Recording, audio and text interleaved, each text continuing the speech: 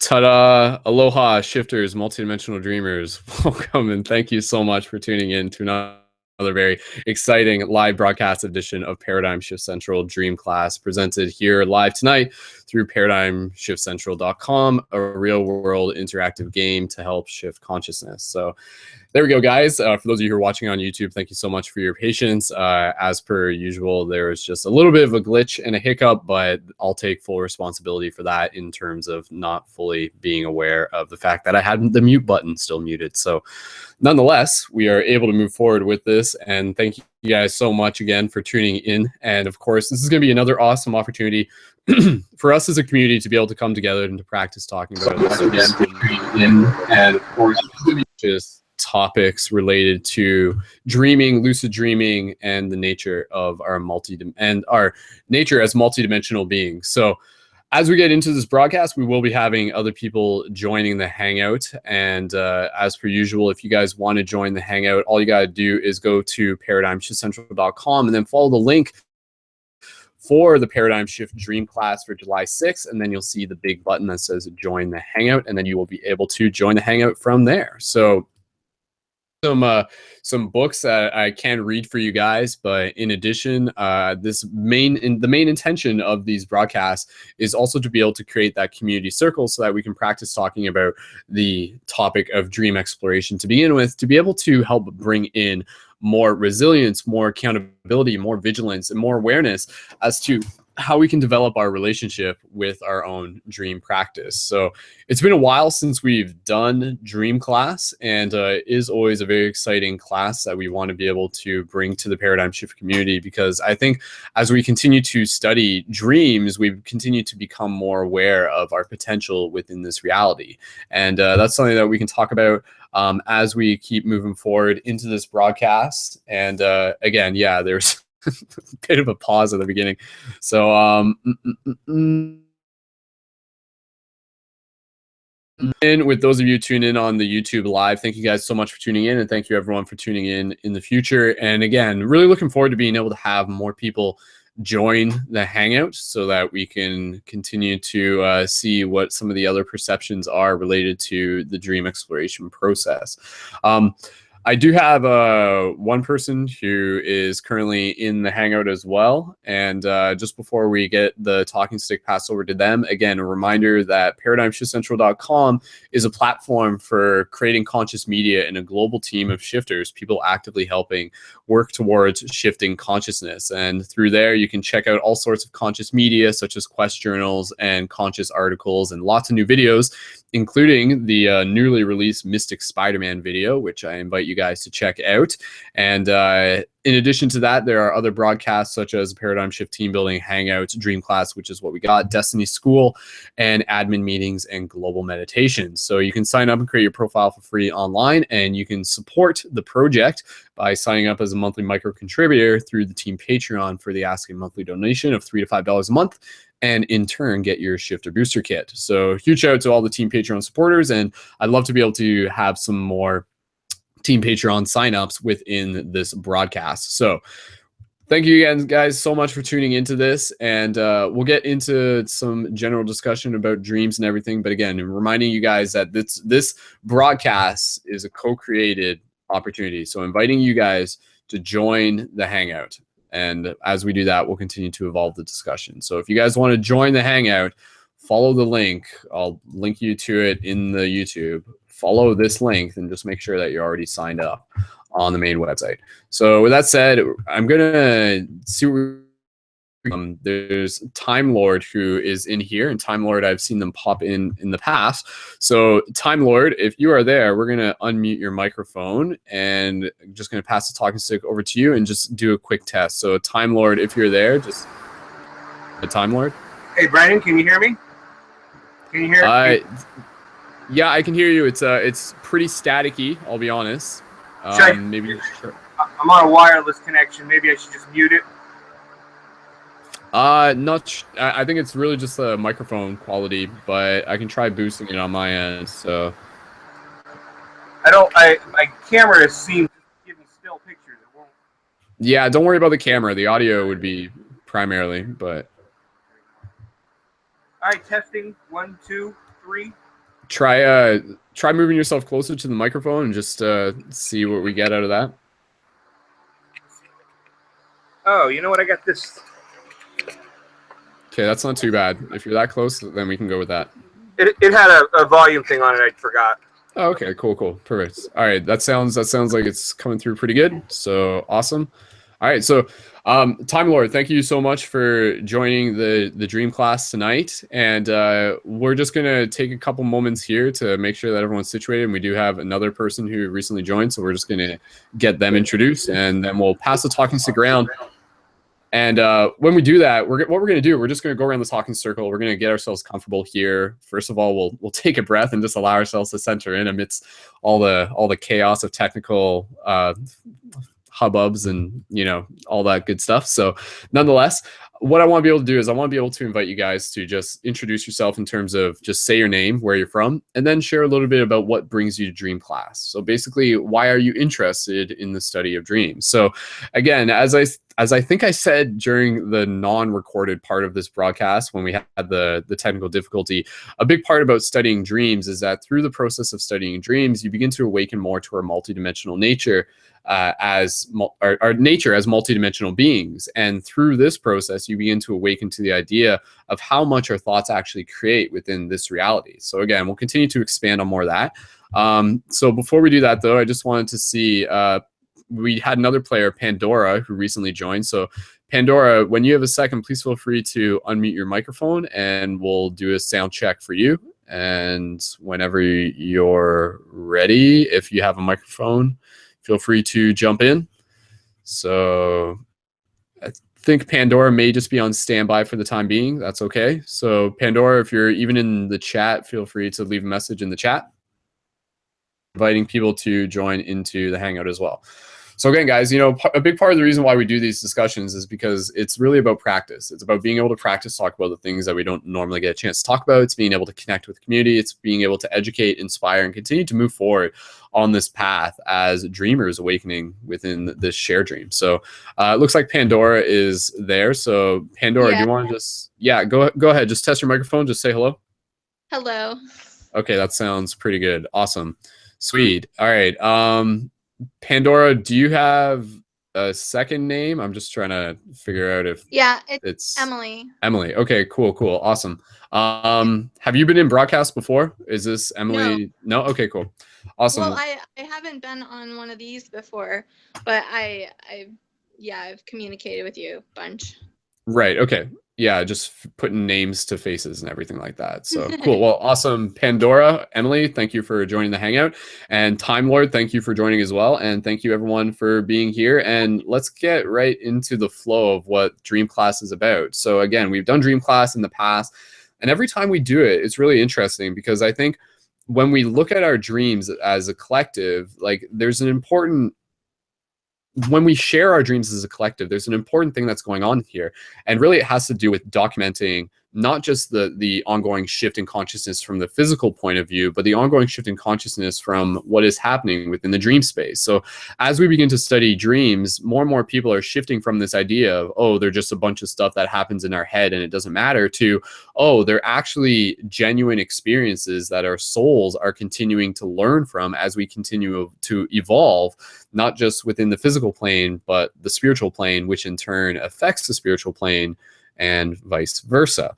So I'm very excited to be able to use this class to document some of the things that have been happening within the dream space, so to speak. So Time Lord or Emily, if one of you guys wants to go first, we can just introduce yourself and just share a little bit about what brings you to Dream Class and why you're interested in studying dreams. So if one of you wants to go first, go ahead. I'm just kind of maybe Time Lord. Yeah. Okay. And my name is Thomas Osmond. Thomas. Yep. Well, recently, for years everyone's dreamed their whole life. I mean, we've all just thought it's sort of a fun thing or whatever we do to sleep. Hold on, Thomas. Your audio is kind of like going like really high, then really low. I'm not sure if you're pressing something, but just see if we can normalize that. Go ahead, try again. Okay, testing. Can you hear me? Yeah, it sounds okay. And then it might go really loud for a second, but go ahead. You know, I just recently had some very specific. You know, I've been practicing the lucid dreaming for a while through a variety of ways. You know, through smoothies and sort of my own, you know, meditation. You know, even just cleaning up the place itself to feel more tranquil. And I'm getting to a point in my dreams where, you know, my most recent one a couple days ago was actually very lucid. It was actually in a state where I had sort of a mind power in the dream itself. And you know, you go through it, and I can remember all the events and kind of the representation they cause. You know, you kind of jumping around from these different sort of groups. Does my sound okay? Your audio is still kind of jumping up and down. I'm trying to work the levels on my end. I'm not sure if maybe it might just be a plug that's not plugged in all the way. It's a USB. It's plugged in. It could be my internet, but let me turn this fan off. Sure, try that. I think it's like picking up extra levels in the background or something. Okay, try again. Okay, testing. Can you hear? Okay, it sounds fine now. And if there's an issue, I'll let you know. But it might have been the fan. So. All right. You know, I just getting to the point where you realize that you actually need you know, cooperation from other people.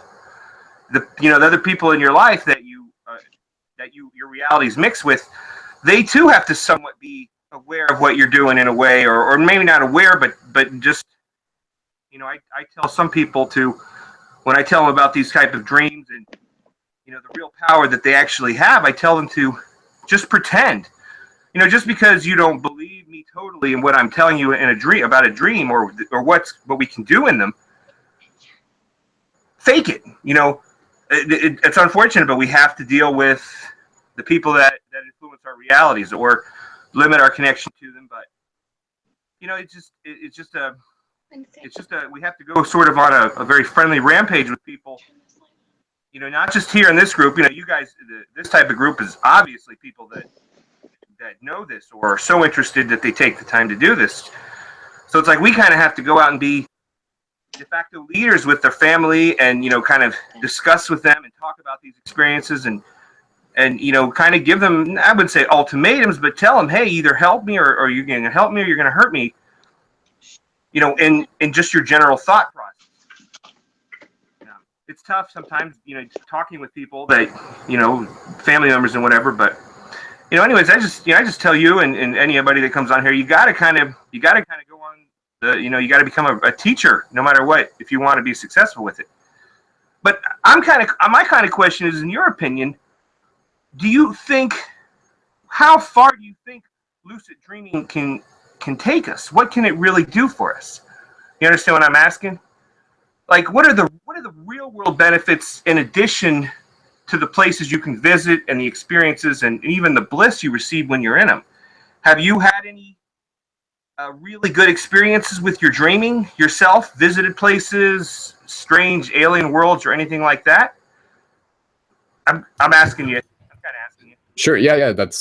Thank you, Time Lord. And yeah, the microphone's kind of like in and out, but we'll make do with this. So, but no, I think what you shared there are some great points and everything. Just about, again, you know, a big part of this is like learning how to slowly be an ambassador for these conversation topics to help invite other people to get interested in them. Because as we've said before, I think the great topic about dreaming is the fact that everyone dreams. So therefore, it's a great jump point for people to start getting interested into bigger topics, whether you're just referring to it as spirituality, metaphysics, or anything else.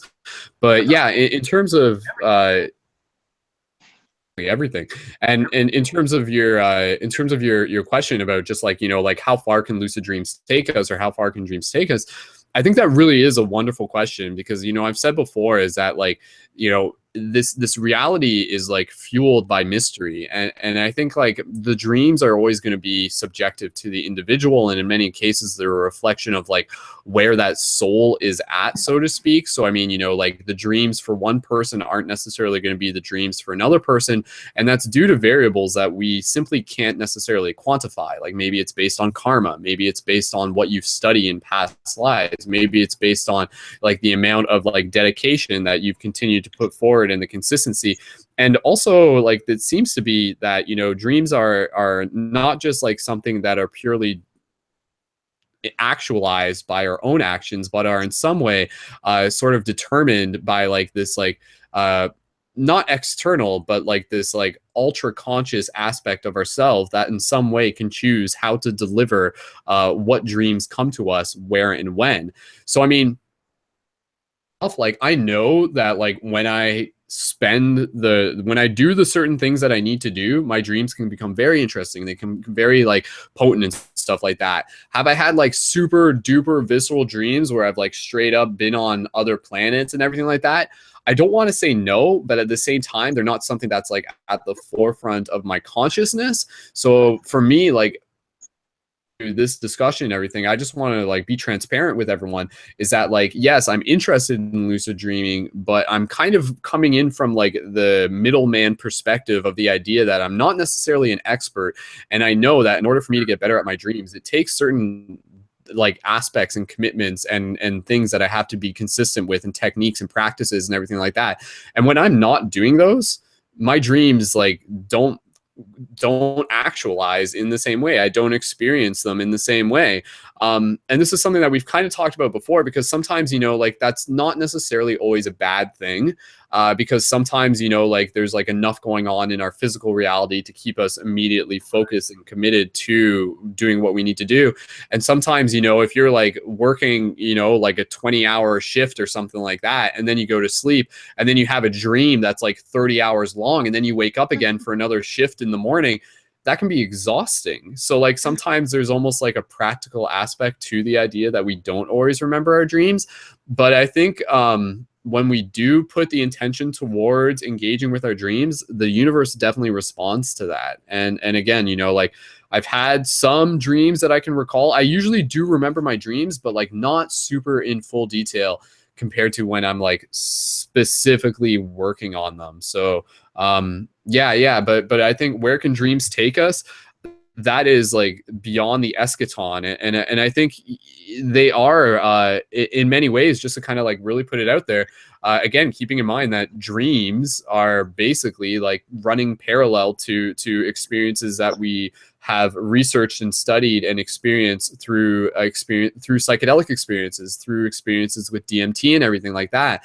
So I mean, you know, for people who are equally interested in like a DMT experience, what if someone were to tell you that that same degree of experience can actually be experienced within a dream?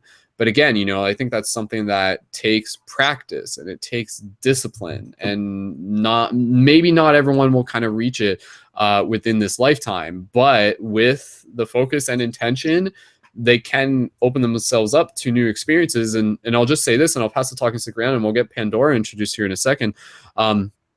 Again, you know, like for someone to have a visceral dream that may be a dream unlike any other dream they've had, be it lucid, you know, be it them experiencing an out-of-body experience, that can radically shift their entire life path, you know, because a lot of people, they come into this reality and they're birthed through this story of just like everything being the physical reality, and that's kind of where they are. And then one dream where they're just like experiencing something so otherworldly, something that feels realer than real, then, you know, like that can definitely open up a whole new door of perception, so to speak, for them to begin to look into. And they're just like, okay, there's definitely more to this reality than meets the eye. So dreams can sometimes be brought to us in like an instant without us fully act without us fully like manifesting them intentionally, and then sometimes they remain dormant until we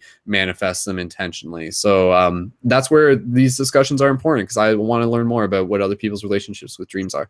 But Time Lord, I'll pass it back over to you if there's anything you just wanted to say in response to that, since that was your question, or just where do you think dreams can take us. So go ahead and just check your mute on your microphone. Oh, I thought I was unmuted. Yeah, go ahead. No. You're good. No, like, I mean, I might be pretty crazy to say this, but I think dreams, there are portals to. They can actually, for the people that really, really get into it, really know how to do it, can do some of the things you see in science fiction, like physically move themselves from a location in this physical dream we're in now, because that's what we're in. We're in a bread and butter dream as it is. Now, I haven't experienced, like you, I've only experienced dreams like you say. I've had a few fragments of memories and kind of a mix of ideas of people here and there. And, I really only have had maybe 2 or 3 really good ones recently. And the one I had a couple nights ago was amazing. It's just the actions that are in it are cartoony and stuff. But, in one of them, there was a cat that showed up, and it like digitally jumped around, and I blew it up with my mind. Like, and then I woke up from the dream. It's just like, that sounds ridiculous.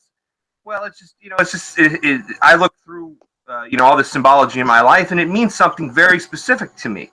I'm not going to explain it here, what it means to me, but, I really think that we, even us, the best of this type of thing, are underestimating what that type of dream state can be. I'll ask. I saw your video recently about the mushrooms you took. That was you did that, right? You took the mushrooms recently. Yes, 5 grams. Yeah, that video was from a year ago, but yeah, okay. 5 grams. I mean, it still feels like yesterday. So yeah. Now that experience, I've never done any outside thing like that, and I want to. But let me ask you this: we want to do it. We want to do that kind of dreaming, that understanding, without any outside thing. Eventually, So, do you think in your opinion, do you think I should try maybe some mushrooms or some peyote or something like that, or should I just continue with it like in a natural state, like just trying to do it through protein drinks and health food and that kind of thing? And just my thought, I'm kind of asking, do you think I should try something like that, in your opinion? I'll just say this, and we'll pass the talking stick over to Pandora soon as well. And I think it's a genuine question that you're asking and stuff. Me personally, I can't just say like, oh, I think you should do this. Like that's really unfair for me to say, be it to you or to anyone, especially with the topics so sacred, such as like psychedelics and everything like that. Like, if it's something that you're interested in, I would encourage you to research it and just like reading other people's experiences, because sometimes even just that can help fuel the imagination and everything.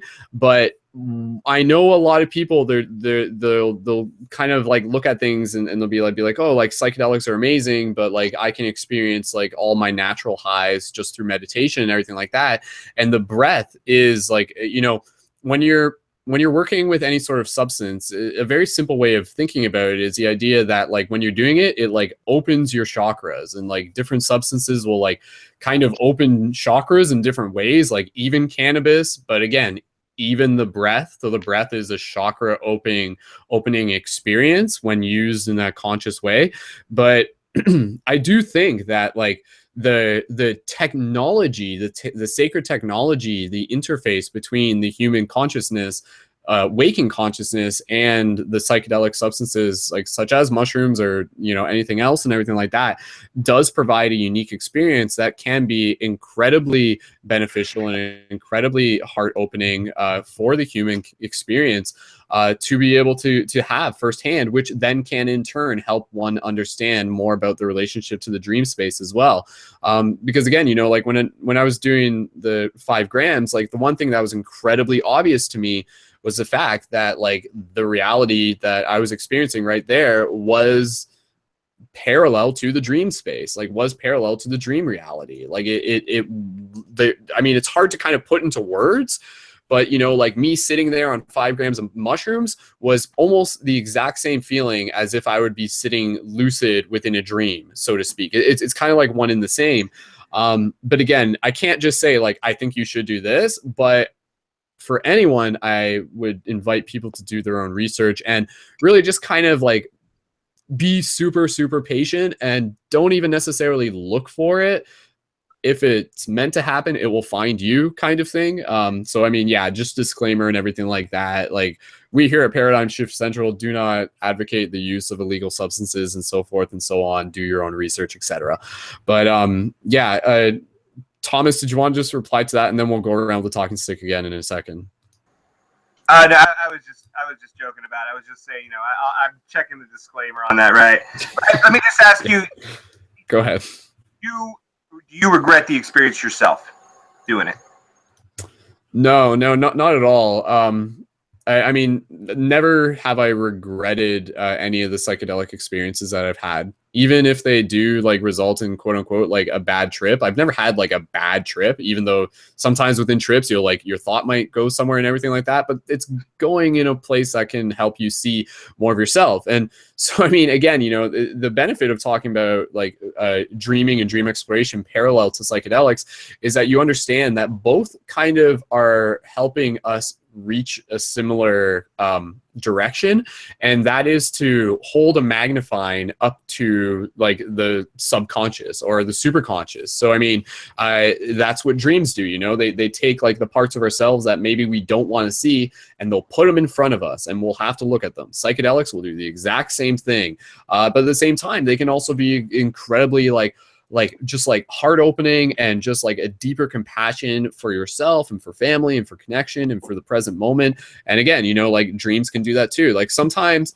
this is kind of like a sidestep, but again, just kind of like looking at parallels behind dreams and psychedelics and everything like that. Sometimes, and I'll just say this and then I want to pass talking stick around. I know I keep saying that. Thank you guys. Sometimes within dreams, and let me guys know if you've experienced this, sometimes within dreams, every now and then we'll have a dream where we'll actually experience like something like bad happening to someone who we care about. And what can actually happen is that like, as much as that dream can sort of be like traumatizing in that moment, when we wake up, that can actually help us reflect on our gratitude for the fact that that person is like still like in our life or is still present, if they happen to be at that time.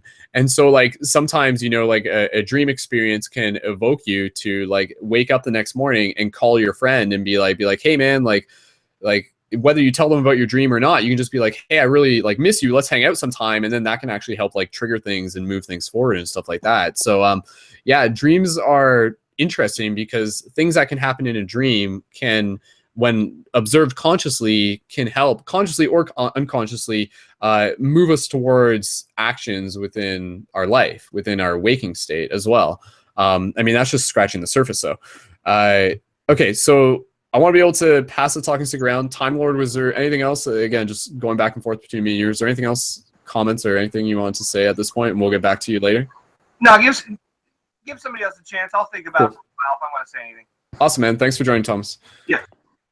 Okay, cool. All right, so let me just take a second here. I just wanted to check in real quick on people in the live chat. We do got about 16 people tuned in on the live chat, and yeah, awesome. Okay, so let's pass the talking stick around. And again, just inviting you guys that if you do want to join the Hangout, you can go right to paradigmshiftcentral.com / or live.paradigmshiftcentral.com / join Hangout. And I'll post a link again into the live chat. You just need to be a member to join, or send me a link if you need a direct link.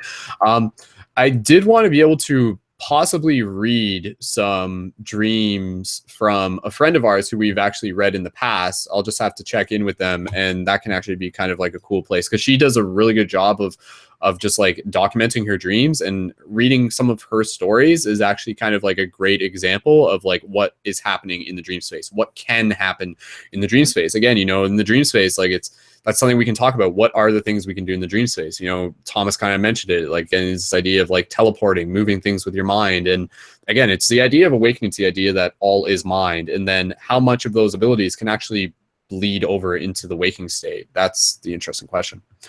So never an infinite amount of topics to discuss when it comes to dreams. So let's see if we can pass the talking stick around. And Emily, if you're there, we'll pass the talking stick over to you in a second, and just you can share just like who you are, where you're from if you want, and what brings you to dream class, and just why you're interested in dreamings, and maybe any questions that you have for the group. So Emily, when you're ready, we're going to pass the talking stick over to you. So if you're there, go ahead. Okay. Yeah, I'm Emily, and I am in Arizona. And dreams have always been a huge part of my life. Ever since I was real little, I've had premonition dreams, and I've also been able to like go into the life before I came. Like, for instance, I've had dreams of certain situations that happened to my mom and her parents before I was born.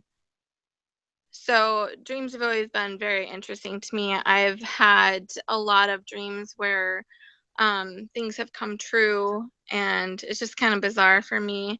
And then like I lucid dream, and I didn't know that I was lucid dreaming until I read about it probably in my early 20s.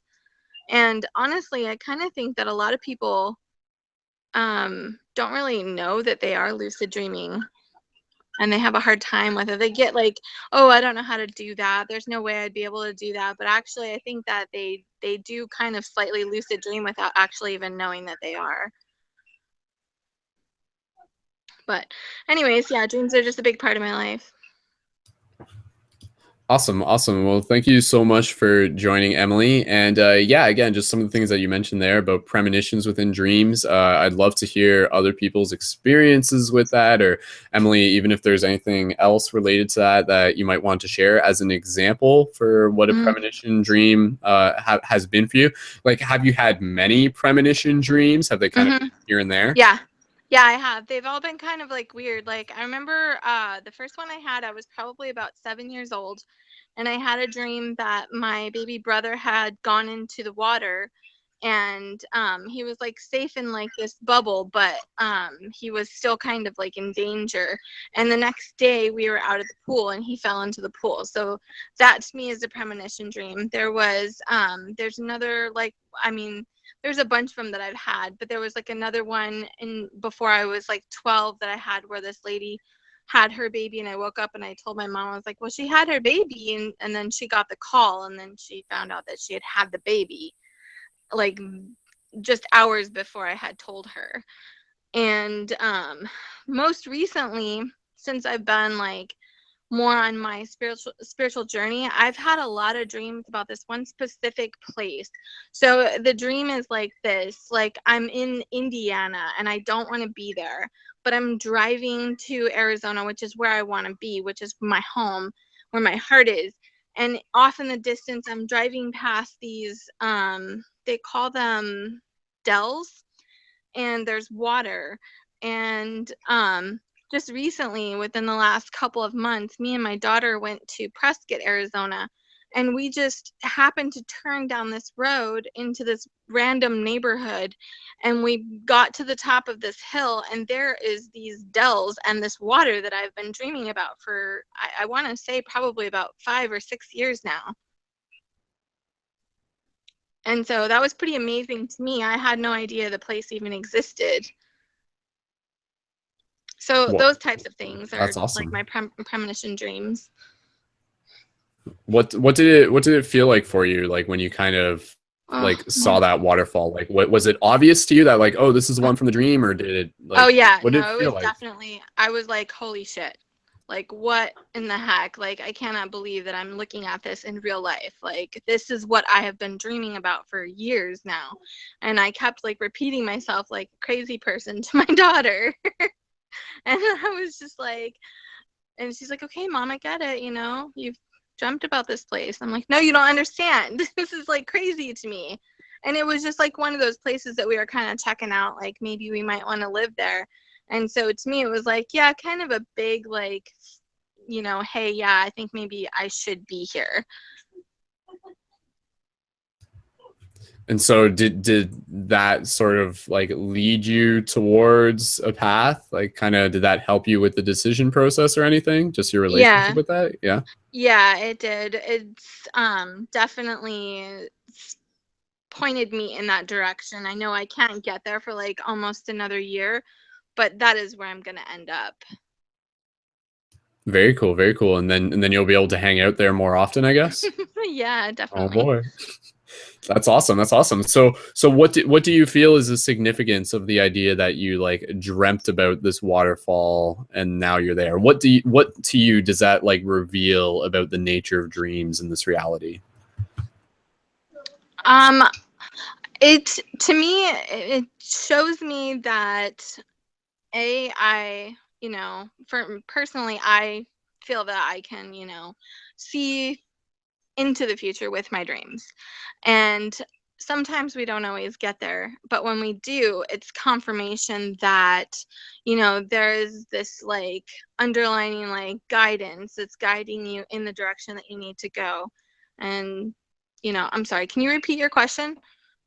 Yeah, no, I mean, I think you hit on something there. I mean, the idea that like, yeah, it's like literally seeing into the future. It's kind of opening up to the idea that time isn't a linear thing and the guidance aspect of it. Yeah, no, I think what you were saying there is bang on. So yeah. Okay. Yeah. Cool. So yeah, it's, you know, it is a lot of confirmation for me. And I really don't like it when I dream about really bad things, like how you were talking about earlier about like dreaming about something that's horrible that happens and you wake up and you're like, oh my gosh, I just need to like talk to my friend or whoever it is. And I liked your point on that, how you were saying that, you know, maybe it's just that you need to kind of take a step back and be like, you know, be more appreciative of that person. Maybe even like reflect on how you've been treating that person. Totally. Yeah. It's great when dreams can it's good to be able to like look at dreams in a non kind of biased way, like to not take dreams so personally sometimes. Like I feel that's probably a very human thing where sometimes we can have a dream and then depending on how conscious we are, like sometimes we may even get upset at the dream. You're just be like, oh, like I didn't ask for that. Like, why did I have that? And you're like shaking your fist at the universe or something like that. You're like, who's responsible for this, right? But like, what if we're open to the idea that every dream is there for a reason and every dream is there for a purpose? So like, you'll wake up in the morning and maybe your heart's still beating and your breath is still like, just like, oh my God, that was intense. But then after the emotions kind of like settle down, you can take that moment to be like, okay, like, why did I have that there? And then again, you know, oftentimes, and this is something I've said in many broadcasts and to many people, rather than just thinking about what a dream may mean, sometimes a good way of being able to understand it is thinking about how it made you feel. So especially when you're writing down your dreams in the morning, write down how it made you feel, because sometimes that it may actually help you remember more. Like I know even just for me, I'm kind of like looking through my dream journal, which I have, and I write down my dreams in the morning and they're point form notes, and it's like factual stuff. That doesn't always jar my memory. Like I'll read it, I'll be like, huh, like what was that again or something. But then if there's like something like an emotional response I had, I'll be like, oh, like, okay, now I remember, right? So it's kind of interesting because like I think, and I'm just kind of thinking about this as I say it, but I feel as if, you know, our soul actually remembers things stronger based on emotional experiences opposed to just like factual sense experiences, so to speak, even though those do create the emotional experience as well. But yeah.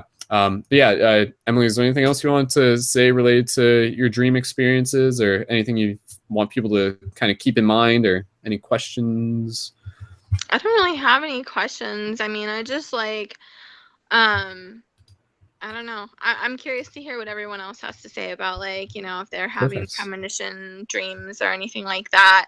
I mean, I've only had like one out of this world kind of dream which was really kind of amazing. And like when I woke up, I was like, oh my gosh, I just want to see that again. And I've never dreamt of it again. But it was like basically seeing, like being on a planet closer to like Saturn, and I could like, you know, when the night was coming, like you could see Saturn's rings just like so huge, like right in front of me. And I don't know if anyone else has dreams like that or anything. That's beautiful. Yeah, it was really Yeah. beautiful. Yeah, and so like I mean, just asking the obvious and stuff like that, but yeah, like did that, like how did that make you feel? And like did that dream kind of like, were you already within your spiritual path? Like did that, I'm not asking this properly, but I'm just like how amazing was that for you? And did that kind of like in some ways help like add more sprinkles to your spiritual milkshake? That's a good way of putting it.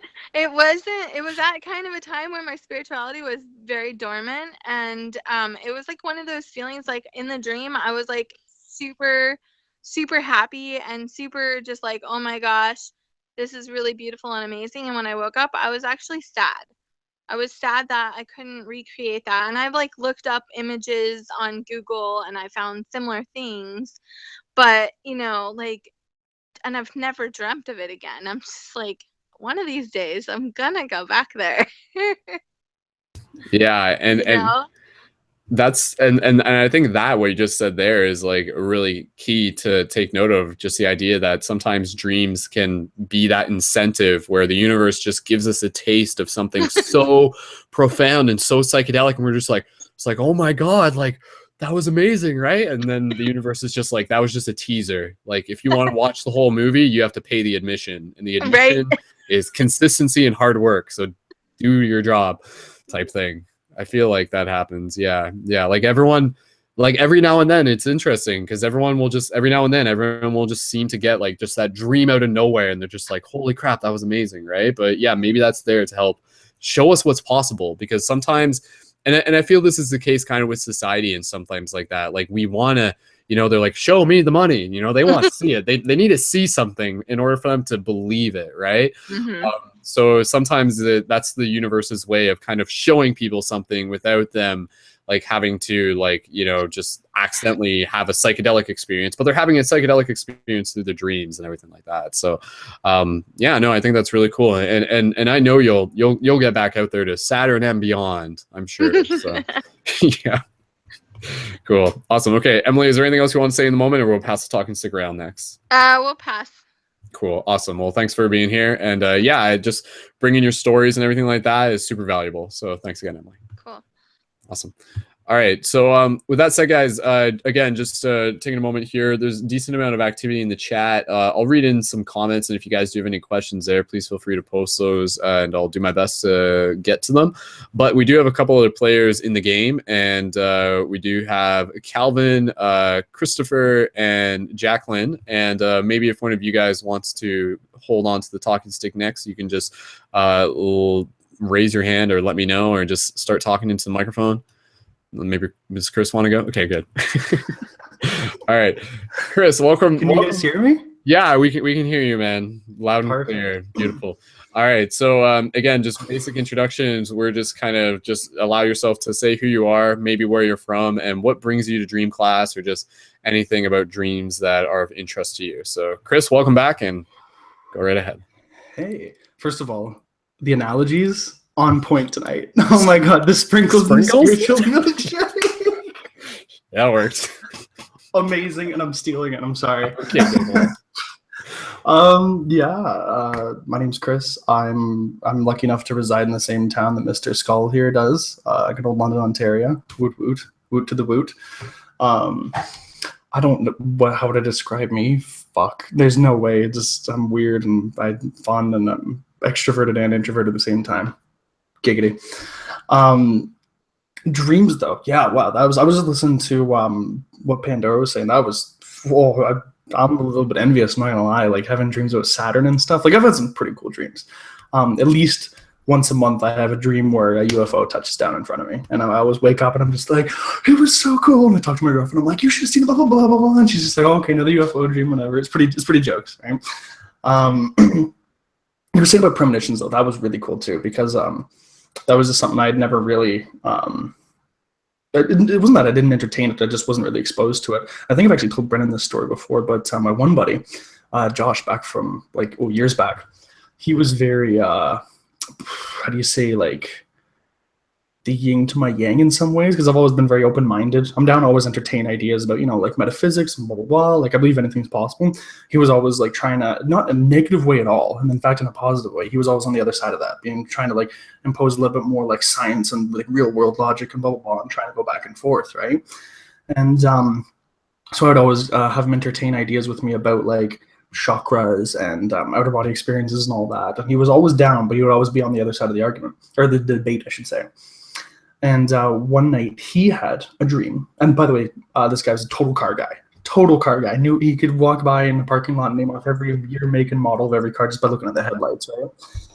And he had a dream where he was driving his dad to work. And he was pulling out of the driveway, backing up, and he ended up hitting a lady. He remembered it was an Asian lady. He T-boned her. Just very minor. Wasn't a big deal, but he still did back out right into her. And you remember the car that she was driving, it was like some silver, I don't know shit about cars. And he woke up the next morning, told his dad about the dream. He's like, oh, let's hope that doesn't happen. Ha ha ha, jokes and all that. And his dad was like totally like not into any of this shit at all. And literally they're driving out, T-bone, the exact same lady he sees in his dream, same model car and everything. And they were just like, they couldn't even, like, I remember what he told me the day of, he like wasn't even fully registering. It was kind of just like, I can't even, like, it was the weirdest thing that's ever happened to him, right? And I remember, obviously I talked to him like every day pretty much, but a couple weeks later he came to me, he's like, so yeah, like I've been doing a lot of looking into this whole premonition stuff, and he's like, it really weirded me out, man. Like I swear there's something more to this now, because I'm like I guess it just took like a real world experience. So I thought it was just really cool that someone from the side of devil's advocate against this more kind of beyond what we can touch and feel reality really had an overwhelming experience that really opened them up to the idea. And I thought it was really cool because, like, once again, I don't get cool dreams like that other than the occasional UFO landing. Like, oh my God, if I could lucid dream or have premonitive dreams or anything like that, that'd be dope on a rope. But, what are you gonna do? You and somebody lose them. I don't know. Well, I don't know if anyone's had any as like such a direct like premonition experience, because I was like right on point and everything. That was crazy. That's awesome, man. That's another great example of yeah, what dreams can do and everything like that. Going back to the UFO dreams, because me and you have a bit of a similarity in that. Like I didn't mention it so far within this broadcast, but I'm just like, yeah, the most vivid dream that I remember last was a UFO dream, and I was one that I like made I made another dream quest journal about it on the main website and everything like that. But yeah, like, can you tell me a little bit more about like what your UFO dreams have been like? Like, have there ever been any entities that you have like interacted with? Has it always been the craft, or like what does the craft look like, or just anything that you can recall from that, or even how it made you feel? Yeah. Okay. I'll start off with how it made me feel.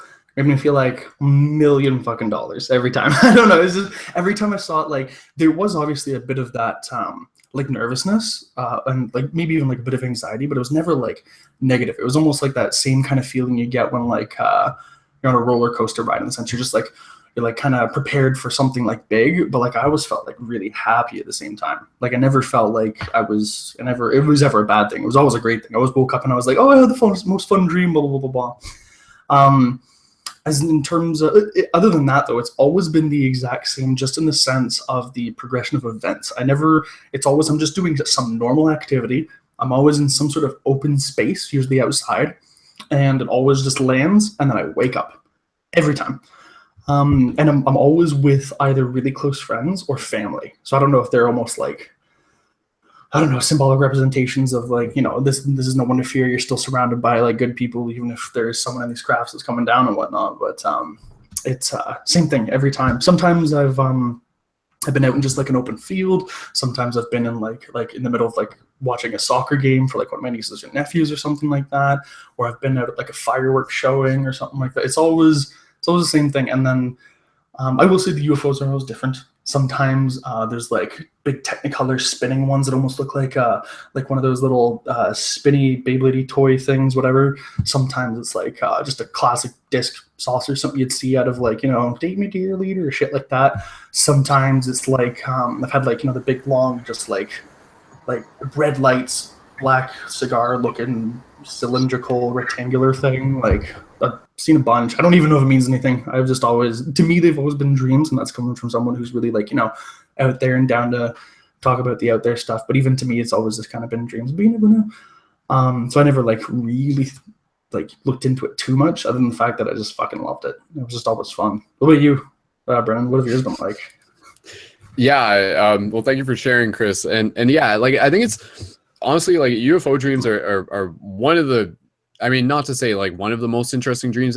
There's just so many that like they're all very interesting, but like ones that I'm particularly interested in would be the UFO related dreams, because again, like it kind of goes hand in hand with this idea / theory that like contact between ourselves and quote unquote like extraterrestrials is actually happening within the dream space, and sometimes like what we recognize as like UFO dreams can possibly be like an actual potential experience that is being initiated by like these other extraterrestrial entities and everything like that. Because again, you know, it kind of goes into this idea that if they're like smart enough to be able to create like, you know, ships that can go in and out of dimensions and everything and so forth, then it is presumable that they also have like the spiritual awareness to be able to integrate themselves with the dream space more effectively. Like who's to say that, you know, dreaming the way we dream is by no means like how dreams are commonly occurring throughout the universe. Like what if it's normal for other alien species to dream every night, and when they do, they are fully conscious and fully lucid, and yet it is only here on Earth that we have like all of these extra filters and variables that make it so that those filters can be pulled back, but it takes like process, and it takes like transmutation and all of this like work that needs to be done. But because of like the theory that perhaps these other entities, dimensional entities, have less of a filter, then maybe they can enact with their dreams in a different way, and maybe they in themselves can actually like come into dreams and bring forth like their own intentions into it, which gets into this like whole theory of like dream like hijacking in some ways, because it could also be like used in malevolent intent as well, and some people will hear about that and be like, you know, like, oh, like I'm getting these like crazy interactions through my dreams and I'm not exactly sure how to do them, and that's like, you know, conversation in itself, I believe as well. But yeah, like UFO dreams have always been fascinating for me, and they definitely seem to be ones that I can remember. There's actually two that I remember within the recent experiences. The one that I had about a month ago was interesting because there was like this like underside of a UFO that appeared as a hexagram, and it was like a semi-transparent disc, and it was flying around in a circle, and then it like shrunk down to like a nano scale and it disappeared. It like went inside between the molecules, basically. Like it didn't just like go really small, like it went so small that it actually like traveled through another dimension, sort of thing, or at least that's how my brain comprehended it, rather than just like it going small for the sake of being small. Like it was going small so it could go through like the black hole of an atom kind of thing. But then what was interesting within that dream is that like for some reason, Bridget Nielsen, if anybody knows who that is, she's been featured within the Paradigm Shift community and everything like that. Her dad was in it, which was interesting because Bridget Nielsen is like really outspoken about being kind of like a starseed hybrid ambassador, really into the extraterrestrials and everything like that. So whether it like was her dad or it was just like my projection of her dad, I thought that was kind of interesting because like if Bridget Nielsen is totally into this stuff, then that would make her dad like some sort of like starseed commander type thing or person like that. Not that Bridget Nielsen. Anyways, Flavor Flav, yeah. But yeah, so that was an interesting dream. And again, like the hexagram UFO, I don't think that's just my brain making something up. I feel that's an actual thing that's kind of reflecting back to like the shape of a craft and the idea that the craft is actually like intelligent in its own way. And again, you know, this merges. It's really interesting how the dream discussion and the UFO discussion just naturally overlap. And then the recent one, and I'll just share this and we'll pass talking around.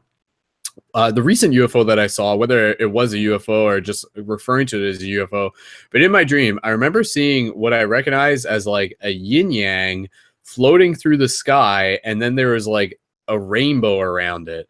And it was just kind of interesting. Like there wasn't really too much more to it than that, but I remember when I saw it, I was like, whoa, like that's so cool and everything. So, yeah, so that was kind of a recent experience that I had in terms of UFOs within my dream experience. But I mean, ideally, like hell yeah, like I want to be able to like have like a lucid dream experience where, you know, like it goes beyond that and we're able to like interact. And there was another dream that I posted a while back where there was like another UFO where it like came and it landed, and then there were like these like reptilian humanoids that were on the craft who I actually had like an interaction with, but they were like friendly reptilian humanoids, and they were actually very, very like normal and stuff like that, which was kind of interesting. And I can talk more about that later, but I just want to keep passing talking stick around. But yeah, I think having UFO dreams is definitely something worth taking note of, and I'd love to hear about any other UFO dreams that people have had as well, because again, you know, it's documenting stuff that's happening. So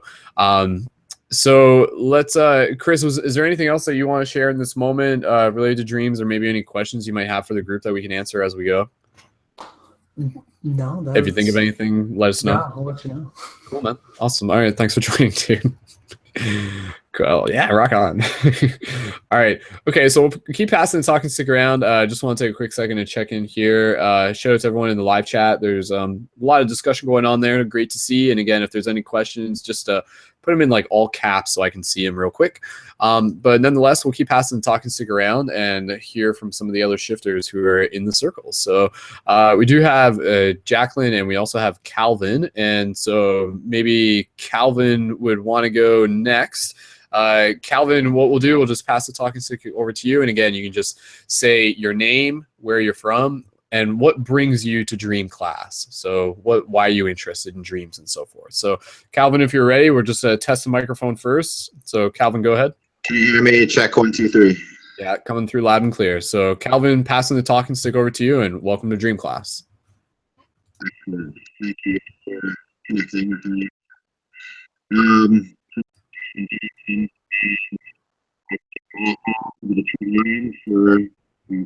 Hold on, Calvin. The mic's just coming through a little bit kind of hollow and stuff like that. I'm not sure if you did something before that made it sound better. Try again.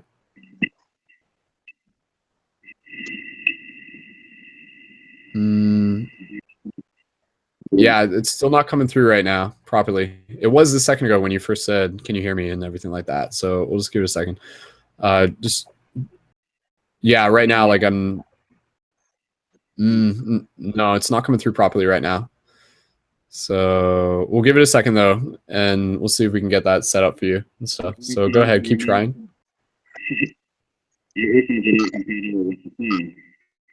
Like, are they? Like it's coming through, but it's not audible, unfortunately. Like it sounds too hollow to hear. So Yeah, I got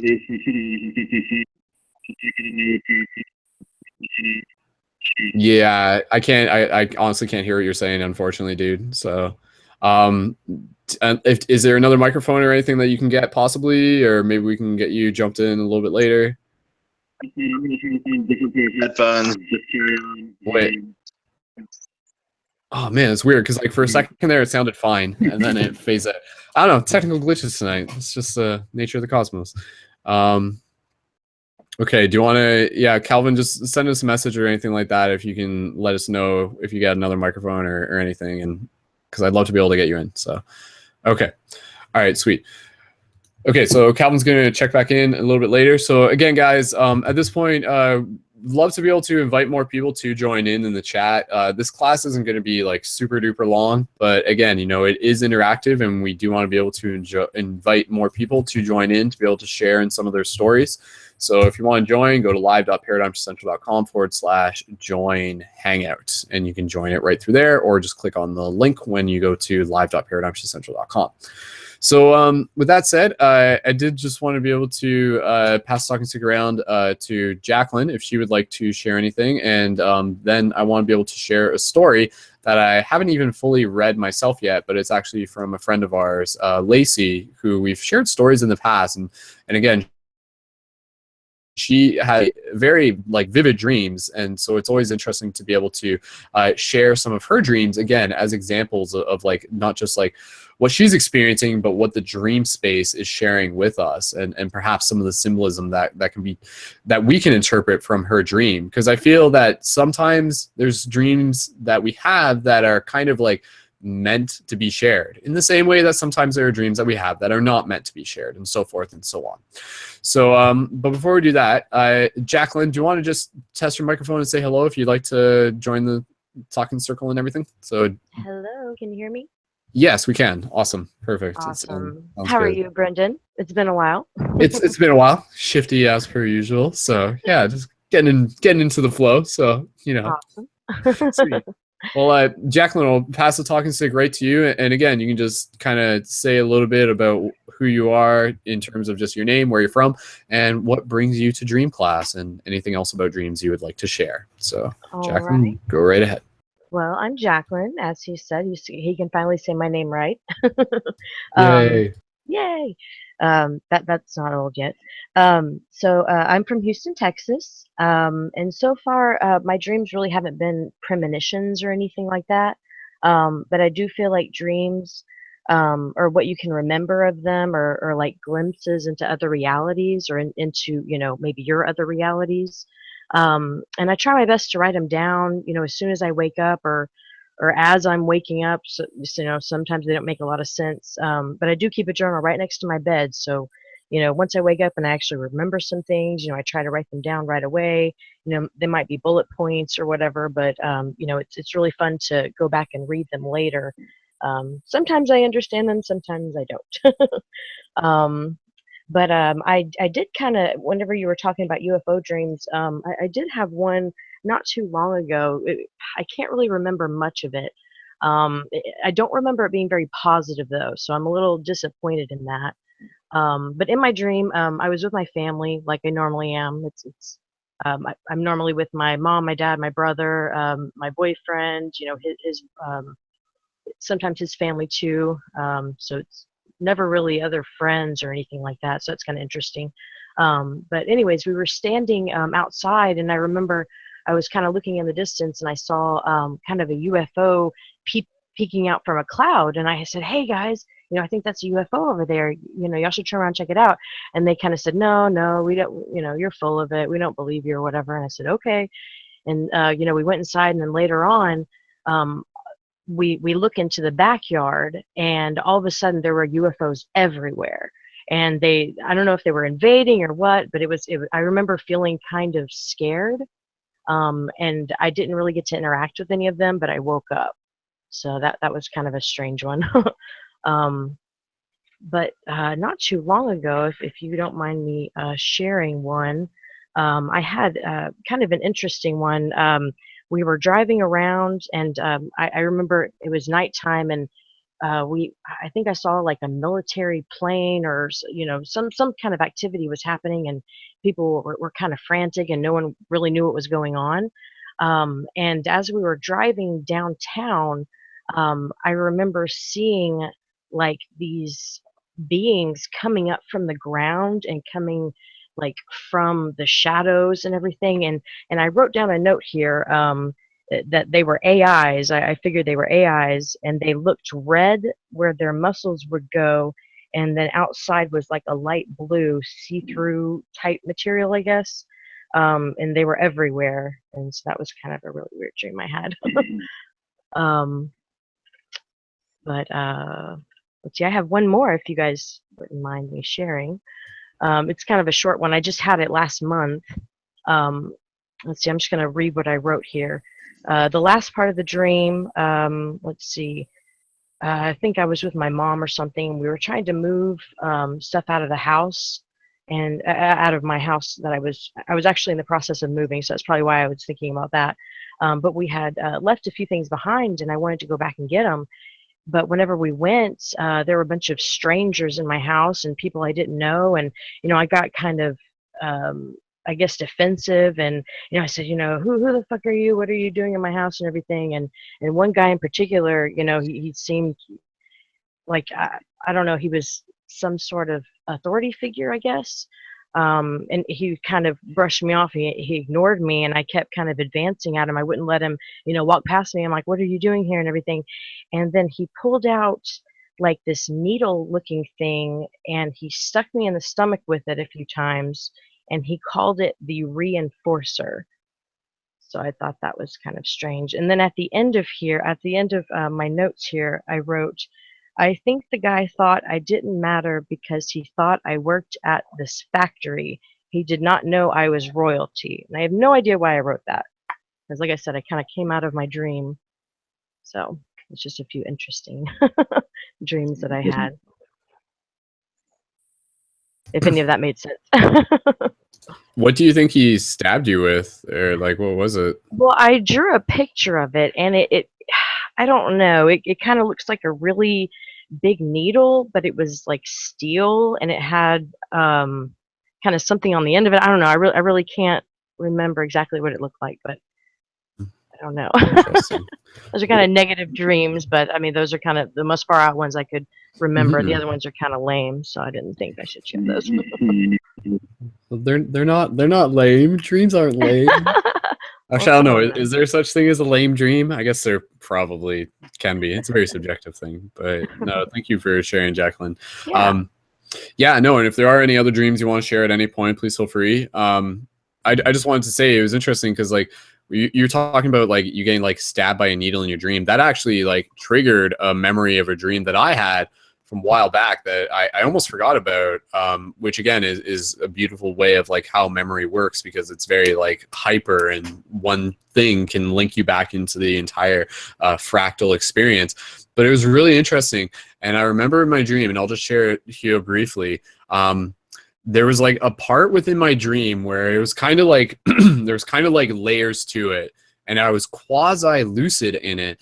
But I remember when I was like in one layer of it, I can't remember all the details, but I remember there was like these like two guys that were like after me, kind of like Agent Smith in a way.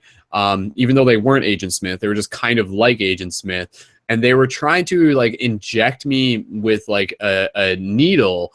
And I understood that like them injecting that injecting that into me would actually like make me get stuck in that layer of the dream, which I thought was like very interesting, just even as like a premise and stuff like that, of just like, wait, like, can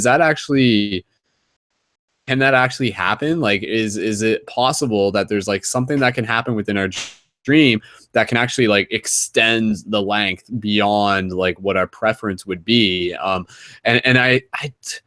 I don't know if they actually did stab me. Like, I can't remember, but I just kind of like remember like the feeling of that, and just kind of like the threat in that moment, and just kind of like me like sort of like fighting through it and stuff. But again, just that concept of like a dream character stabbing you with something so that it would like keep you in the dream and you would like get stuck there or something like that. It was really trippy and stuff like that. So again, it kind of brings in themes of, people would talk about like Inception, the movie and stuff, and they kind of hit on this and everything. You kind of get like dropped into like a bottom layer of the dream, and then, like time continues to fractal out there where like 1 minute of real time is like 100 years of dream time and everything. And again, just drawing the quick parallel, the way the dream space works and accounts that you may read from psychedelic experiences are very parallel. And recently I read an experience, not in full detail, but I just kind of like skimmed it. And it was a guy talking about like how I don't think it was a DMT experience. I'm not exactly sure. I can't remember. I just like, it was within my Facebook feed, but something within the psychedelic experience like made it feel like he was like there for an eternity. Like it felt to him like he was like stuck in like this like time loop kind of thing. So it's kind of interesting that again, like through the dream exploration process, we get into this like whole concept of dislocation of time and just stretching, and time not being like this flexible, time being this very flexible thing, this very non-consistent thing. So again, like that's where you can also get into the idea of like you can dream for what may be an afternoon nap, but then you can have a dream that may feel like like an entire day's worth of adventure and everything.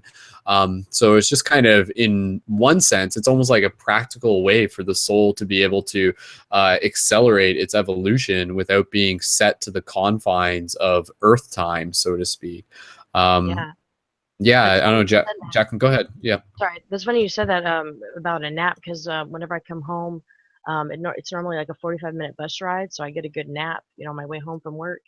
And the dreams are so vivid and so real. I can't remember them ever, but I come out of them and I'm like, oh my God, where am I? Like, where did I just go? It's kind of a weird feeling sometimes. But my other dreams, they've seemed really futuristic. Like the ones I can remember, it seems like in the far but near future. I don't know, but it's always a futuristic feeling. Word. That's awesome, then. Yeah. And again, like just the whole concept of like time and dreams and everything. I think there's like a lot to dive into there, but yeah, it's interesting to think, even going back to like Emily's story about like how her being at that waterfall and her having those dreams, like you can look at that from like a non-linear perspective. So it's not like she like dreamt of the waterfall and then happened to show up at it. It's the fact that a part of her already was at that waterfall and then kind of sends a message back to herself through a dream.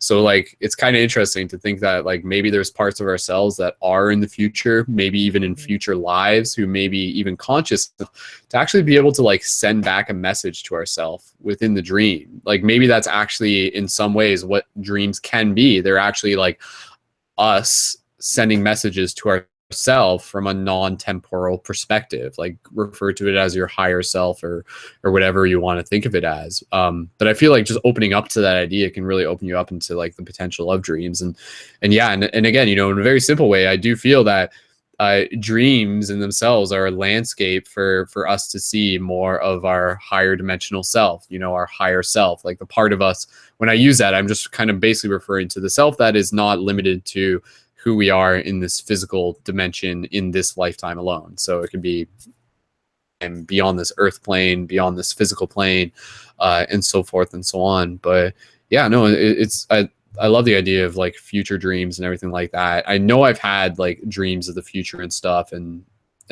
given the opportunity, I'd love to be able to explore that some more. So yeah. Jacqueline or Emily or anybody else, if you guys feel free to jump in at any point if there's anything you guys want to hit upon or any other dreams that you guys might want to share. If not, then we'll keep bouncing around. So does anybody else have anything they want to share? Even hold on, let me just check. You guys had your mics muted. That's okay. Emily, was there anything you want to share? Or Thomas, is there anything you guys want to share in this moment?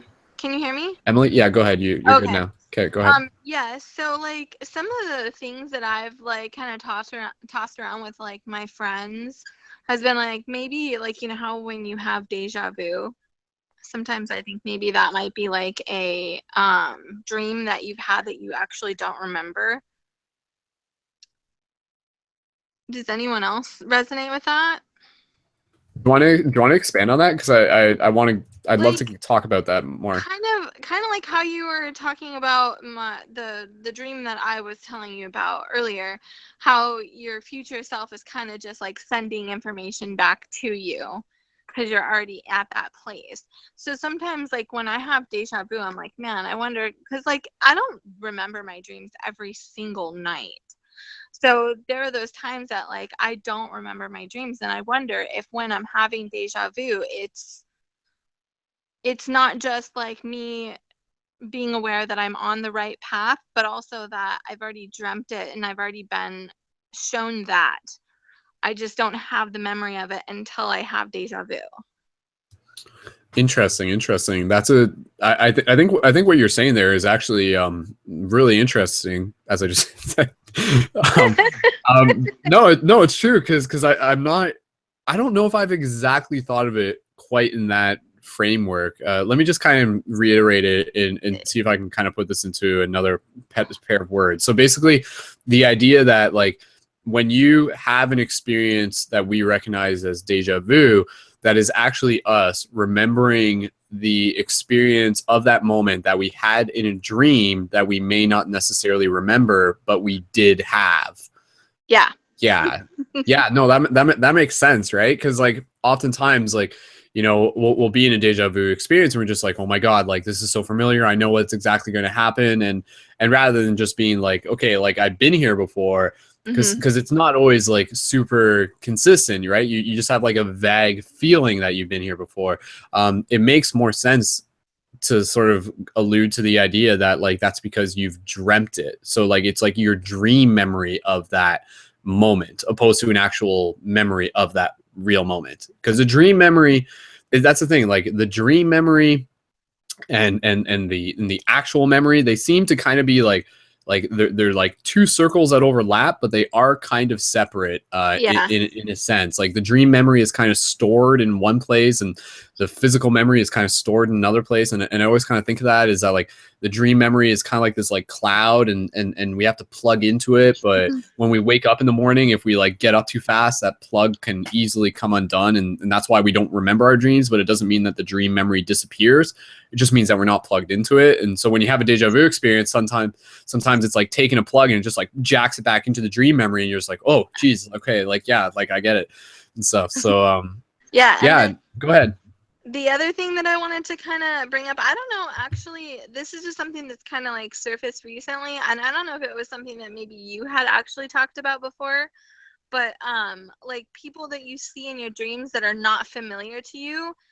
I mean, I have like, I heard this theory that like maybe it could be like, you know, people you don't know, people from across the other side of the world. And you're just like tapping into their day or their dream, and you're just becoming that passerby in another person's dream and they are in yours. Does that make sense? Yeah, again, like that's an interesting idea of just kind of like kind of thinking of the dreams as like this hyperspace highway and we're all kind of like coming and going and yeah, like is that a thing where like you can kind of like inadvertently go through someone else's dream or something like that? Yeah, I think it's an awesome sort of thing just to kind of like allow the mystery to play with, to allow ourselves to play with the mystery, because yeah, like we definitely can experience having shared dreams. We know this is something that people can have, but can it happen, you know, quote unquote, by accident sometimes? And sometimes if we are having dreams, again, like with people who we haven't met yet, that's always really interesting too. And not to just like, you know, I'm sharing this because people have told me about this in multiple times, but every now and then, you know, someone within the Paradigm Shift Central project will tell me and be like, oh, like, hey, Brendan, like you were in my dream last night, and we haven't met physically yet. Somehow, like there's enough of a connection there that I think is more than just the fact that like we're like connecting through the internet. But to me, when you're seeing someone else in your dream who's not just a projection, but who's actually like there's something there to it, or maybe even when it is just a projection, we can get back into that a little bit later, what's the difference. But you know, I would say it definitely kind of has to do with like this sort of like bigger soul contract idea that you know, like you are connected with that person kind of on that higher dimensional plane, and maybe you've agreed to be able to help assist each other, and maybe like you kind of like having that vague passing by in a dream is just kind of like trying to like get your attention, and then down the road maybe you'll be like interacting with them even more so and looking back on, you know, how it all kind of started with that or something of some sort. But yeah, yeah, I don't know, Emily, if you want to jump in or anybody else on shared dreams. Like, have you had any shared dream experiences that you want to share or anything like that? I haven't had anything with anyone I know.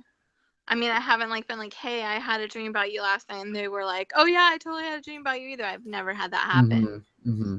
Right, yeah, and I don't think that's like super common either, but it does seem possible, and again, you know, it's kind of one of those things where like with us being kind of where we are at with consciousness, I still feel like we're in this cocoon phase. We're in Yeah. this metamorphosis phase, and maybe this is what the human consciousness is going to continue to evolve into over the years. And some people, they literally won't wake up in their dreams, like not within this lifetime. At least their dreams will remain very mundane. But for a good percentage of the humans on Earth, their evolution expands, like because of their abilities to continue to engage within the dream space. So suddenly, like, humans like are no longer just these like walking, talking, biological three-dimensional beings, but literally they are fifth dimensional beings in a third dimensional body with fifth dimensional capabilities. And I use the term fifth dimensional loosely to refer to you know, abilities that extend kind of beyond the perception of the physical, including the dream space, and just like any sort of you know, like intuitive, natural psychic abilities and so forth. But yeah, like how beautiful would it be if in the future, say in 10-15 years from now, maybe even sooner, some of us are literally able to just like go into the dream space and just be like, okay, let's, you know, let's meet at the dream tree. You know, that's something we talked about in Paradigm Shift. Like, let's go to a common place. It just, again, you know, it's the dreams aren't like the internet. The internet is like the dreams. And once you kind of realize that, you kind of realize like, oh, okay, like that makes sense. Like that's why we made the internet the way it is, because that's actually like, you know, a spiritual reflection of this innate. Again, I oftentimes kind of think of dreams in some way, just to be able to help comprehend them, almost as if like a form of spiritual technology. Like it's not just something that just happens. It's rather like a way that is strategically implemented into our experience so that we can continue to grow as a soul. Because it would be a big waste for the soul to like come onto Earth and to spend 20 of its 60 years offline in dream space, right? Like rather that 20 years of dreaming that we do over a 60-year period, if you know, that's just a loose math like sort of analogy. But again, you know, like what if that 20 years can become like 200 years worth of experience, and then tying that in, weaving that in with the overall experience of the soul and everything. To me, that just makes more sense. But yeah, Emily, what do you go ahead? Or I was just gonna add, I mean, you asked if I had ever had any kind of shared dreams. The only thing that's ever happened to me was me and my friend, we were sleeping and we woke up, and when we woke up at the exact same time, sat up and looked at each other at the same exact moment in real life. And then we like looked at each other like, what the heck? And we didn't have dreams with each other, but it was just such a weird thing. Like we woke up, sat up, looked at each other all simultaneously. And sorry, but were you guys like, were your dreams related or? No, they weren't. So that was like the weird thing. But it was just like nothing, no alarm was going off. Like nobody was telling us to wake up, anything like that. It was just weird random thing. It's the only thing that's been like, you know, that would kind of relate to that type of thing. But yeah, interesting.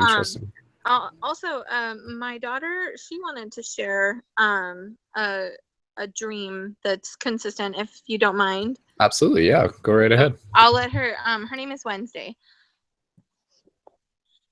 All right. So something that happens to me in my dreams, it's not usually at the end. Sometimes it's at the middle, maybe the beginning, and sometimes for the entire dream. And it's been happening for as long as I can remember. But it's where like it's like that feeling like if you have like some eye mucus in your eye and it's like you're looking around and it's just like really blurry and you can barely see anything and you're just trying to get it out of your eye. It's like that, but like that's my vision in the dream. Like that's what I'm seeing in the dream, and it's really difficult for me in the dream because I want to experience the rest of the dream, and no one ever, like, I'm trying to tell people, but nobody, like, in the dream, but nobody really, like, it doesn't ever seem like I'm actually talking to them. Like nothing ever comes across. They don't respond to what I'm saying. And it basically, like I said, it just happens sometimes in the middle for the entire dream, or maybe at the end of the dream. I don't really know if it's just me waking up, but I just know that in my dreams, when that happens, it's just really frustrating because I'd like to experience a dream and I can't. Awesome. Thank you. Sorry, was it Wednesday? Was that your name? Or Yes. Wednesday? Cool. Thank you for sharing. Yeah, no, that's interesting. Is that like something that you said like happens the majority of the time? Like, is it? It happens every now and then. I don't know if there's any real meaning to it or if it happens to anybody else. And so, like in your dreams, like are you lucid? Like, are you kind of like, do you know you're dreaming? Yes, yes. Okay, so like I think if anything, like that would actually be like a great experience, and in some way you could look at that is like that's actually there as like a platform for you to be able to practice using your lucidity to like move past that barrier. So get creative with the idea of like thinking what could help you see better. So maybe within your imagination, maybe you can create like either like some sort of like special water that you can wash it off with, or some sort of like special goggles that help amplify like your sight in that moment. Basically, you want to be able to like create some form of storytelling that will allow you to move beyond the gunk in your eyes, because once you sort of realize that the gunk in your eyes is only there because like there's a part of you that is believing it is there, even though you're like resisting it, because like sometimes like that's just part of how the mind works, where like you know you're trying to get rid of something, yet in the process of trying very hard to get rid of something, you're actually making it stronger and stronger. So like there's kind of this process of like being able to like target and then be able to release and let go. But through your lucidity, yeah, I would just kind of open up to the idea that it's within your ability to move past that. And I think being able to get creative with it would be one way to be able to help do it, because it's definitely not a permanent thing. And I think it is there as a way for you to be able to practice your own dream abilities within your lucidity. What do you think, just based on that?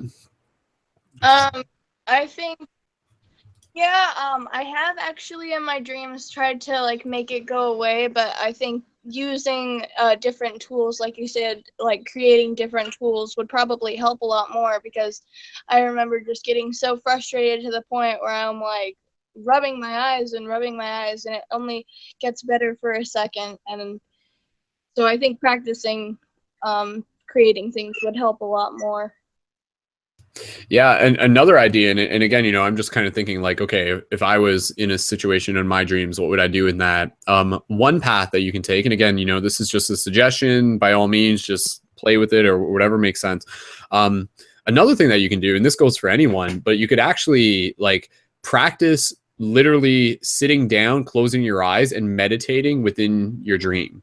And so like this is this thing that a lot of people don't even think to do within their dream, but it's actually something that like if you meditate well in a dream, like you can actually kind of like go into another layer of it. So again, it's kind of like in the process of you just saying, okay, I've got gunk on my eyes, but instead of fighting it, I'm just going to like move into stillness and kind of like go into another layer where maybe it's not there, or maybe just in the process of being still, you can just kind of like send it love. And let that be like a bit of the experiment for you, is to acknowledge that there's this thing that is really frustrating for you, but then acknowledge that it's also a teacher for you, and then to just like kind of like send it love. As sort of like silly as that idea sounds, I feel like that would be something that could help like just move you forward. Yeah, what do you think about that? Or even just the idea of like meditating in your dreams or anything? I think it's an interesting concept that I think everybody should explore if they haven't already thought of it or experienced it. Cool. Have you ever done that by chance? Have you ever had like dreams within dreams or anything similar to that? Yes, kind of. Like when I remember dreams sometimes, or when I'm in the dream, like I'll move on and just go to a different part. So it's like a different dream, but not really. So I guess maybe that would be layering dreams. Yeah, something along those lines. So cool. Well, Wednesday, is there any other questions or anything else that you want to share right now within Talking Circle? Maybe if there's like any other dreams that you want to share either now or later, by all means, feel free. So. No, not that I think of. Thank you. Okay, cool. Awesome. Well, thank you for joining and thank you, Emily, as well. And I think that's always like a really interesting thing as well to be able to like have family members who you can talk to about dreaming and especially you know, for again, you know, one of my friends who has a small child, like her child is within her dreams very commonly. And I remember her telling me that like and this is Lacey I'm referring to, who I'm going to read her dream in the next moment. I remember her telling me that like before her child was even born, before her child was even conceived, her child actually appeared to her like as like a blue orb floating in her dream. And so I think like that again was like really interesting because again, it just opens up the idea that like the dream space is not just like, you know, random code firing in your head. Like, no, when you go into the dream space, you're actually entering into a shared space where other parts of ourselves, other spirits can interact. They can meet. It's like a nexus point. So, Yeah. yeah, I just thought her sharing that was like an excellent example. Yeah. Emily, did Yeah. you want to say something? Go ahead. No, I just wanted to add that that's interesting Yeah. because my daughter actually came to me in a dream before I conceived her also. She came to me as a baby girl but then turned into a cat. And it's one of the few dreams that I have written down, and it was just really bizarre because I conceived her maybe 1 or 2 weeks after that. But anyways, I am gonna have to drop off of this because I gotta go take care of some stuff. But maybe I'll just put myself on mute and Okay. let Wednesday listen. But I Sure. really want to thank you for this. This was really great and awesome, and can't wait for the next one. Awesome. Well, thanks for sharing, Emily. And again, Wednesday, if you're tuning in, feel free to, you know, you can jump in the chat as well at any point too. So awesome. Thanks again, Emily.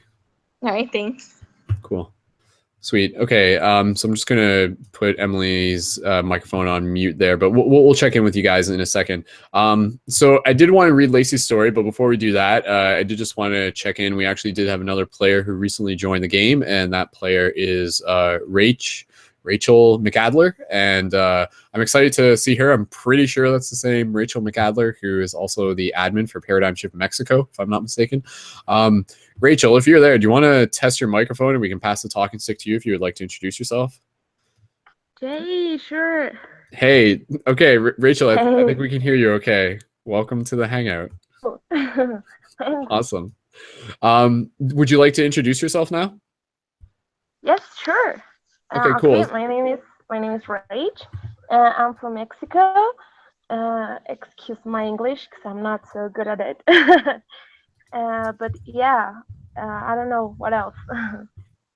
Yeah, I was just gonna say, so within the introductions, basically we're just saying who we are, where you're from, so you got that out of the way, and just what brings you to Dream Class, or why you are interested in dreams, or maybe even any dream experiences you feel like sharing now or later. So Okay, yeah. I feel like I have to share these dreams with you.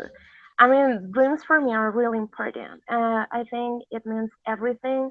They can tell you many things, like premonitions, like Emily had. And well, yeah, I'm gonna start telling you this weird dream I had. I guess a few months ago. It was I don't know how to explain it, but I was like in Teotihuacan. I don't know if you guys know this amazing place. It's a sacred place here in Mexico. It's the pyramids place. So I was there, and there were people like doing ceremonies. I don't know, kind of religion stuff. There were many people, and actually, I was also there, and there was this. The point was we gotta go through the pyramid and go to the top of it. I don't know why, but it was the main thing. So while I was going through this process, and I reached the top, people started getting like crazy. They were fighting for getting the first place, and they forgot that the main reason why we were going through it was just getting there and be connected with each other. They started forgetting this. I actually woke up at that point of the dream. I was so tired and I immediately fell asleep again. And I saw this god, Anubis. he he was huge. He was big. He has uh, his green eyes, really really big. I can remember that. And he immediately told me that the message was that we had this illusion of separation, and people got corrupted by material stuff, by I don't know. The main reason we were doing that is because we are all one, and that was actually the message. So I don't know. It was pretty shocking for me because I couldn't wake up. I was like, please, it's okay, but I just want to sleep. I will tell the message, but I really need to sleep. I'm so tired. And I thanked the God, and he just vanished. And that's it. That was the dream. But I don't know. It was really amazing. I was really grateful because I don't know. I think I pretty felt it was really I don't know, it was real, but at the same time I knew I was dreaming, so I don't know, that's it. Wow. So did you say like it was Anubis? Is that what you said? Yep. Yeah, this Egyptian god. Did he appear like with like his jackal head, or how did?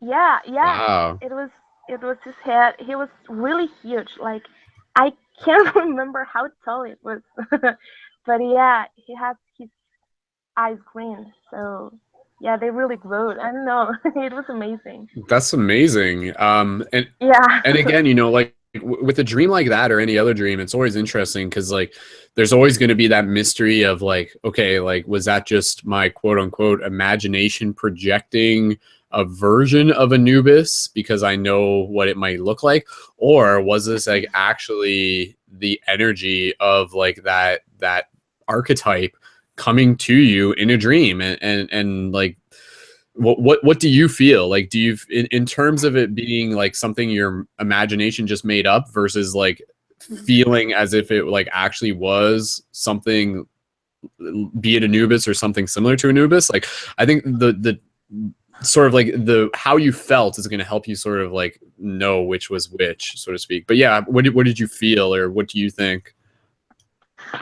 Okay, first of all, I felt really sad because because people fighting and being so so stupid. I really felt bad about that. But once Anubis told me this, I really felt, I don't know, like in a peaceful way. I knew he was he was telling me something true. I knew it was him because the energy also felt like, I don't know, I was so tired and I was sleeping. So I don't know, it felt something really different from I don't know, from my imagination. Mm-hmm. I've never felt something like that with those things.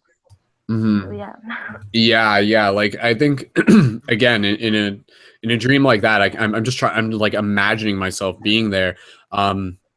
Yeah, like there would be like the presence that you would feel from that other being. Is that what you felt? Like, did you feel like the presence of them, so to speak? Yeah.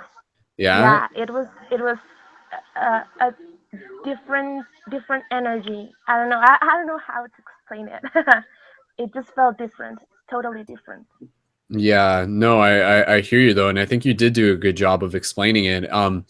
And again, you know, like even just kind of like with what they were saying does correlate to something that the energy of Anubis would probably pass on, like the idea of just kind of like observing how like man's like is like just like based on the fact that we're like, you know, going down the path towards like greed and fear and war, and we're destroying ourselves and everything Yeah. like that. Because again, like Anubis isn't necessarily the bad guy. Like I think Anubis is you know, No. he cares greatly about each and every one of us, and even within like, again, you know, like the Egyptian sort of mythology, like Anubis will be there by your side when at the end of your life, when you've passed on, and they're weighing your heart on the scales with the feather, which is basically to like weigh whether you've been like an honest or just person type thing. So I mean, I think Anubis kind of like, I mean, again, you know, I don't want to put words in Anubis's mouth, but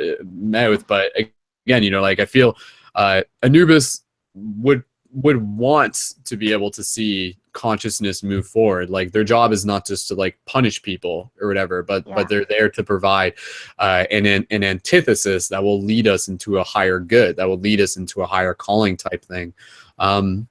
Yeah, so what do you feel that like Anubis, like based on like what he was telling you and what you already kind of said, what do you feel like is kind of like the short form of the message that perhaps he shared with you that you feel that you can share with us, if you even just want to reiterate from your own experience? Excuse me, can you repeat your question? Yeah, so like just kind of like, can you just kind of share with us again like what you feel Anubis shared with you, like what he would want you to pass on to people or us, so to speak? Okay, yes. What he wanted me to say it was we are all one. There's no illusion of separation. We are all one, and it was the energy he transmitted me. It was this love, this unconditional love that any God has for us, also the universe. So that's the feeling he wanted me to transmit to you. So yes. Very cool. That's it. Very Yes. cool. That's an amazing experience, Rachel. And again, you know, like that's exactly like part of the reason why doing a class like this is so valuable, just to be able to, again, you know, sometimes yourself or someone else may have an experience like that that can just be so profound and so sort of divine and everything. And it's important for us to be able to bring those experiences forward, because again, you know, I think a big part of what our mission is within my own path is to like bring that magic into the real world. And through these conversations, suddenly we get this presence of like the quote unquote gods being right here with us. And they're not like sort of like far and away, but like they're actually right here with us. And especially like the dream space is like what kind of brings that into the more obvious place where we can realize it. So Rachel, thank you again for sharing that story and for being a conduit for that. So it's beautiful. Thank you. Thank you. Awesome. You're amazing. You're amazing. Go team. Is there anything else related to dreams that you would want to share with the group at this moment? And otherwise we'll keep bouncing around. I don't know. I'm not sure. I think that's it by now. Okay, cool. Thank you. I'll just ask you real quick though. Do you what's your experience like with like lucid dreams? Do you have lucid dreams now and then, or what's your frequency for it? Okay, yeah. Sometimes I have lucid dreaming, but sometimes I don't. I hate it when I don't, because I really feel like I'm not in myself. I don't know how to explain it. Like I'm just traveling, and I don't know. I really consider those dreams important because they mean something. But lucid dreaming, I think, yeah, I have them, and I don't know how to explain it, but I think it's better. But yeah, I don't know.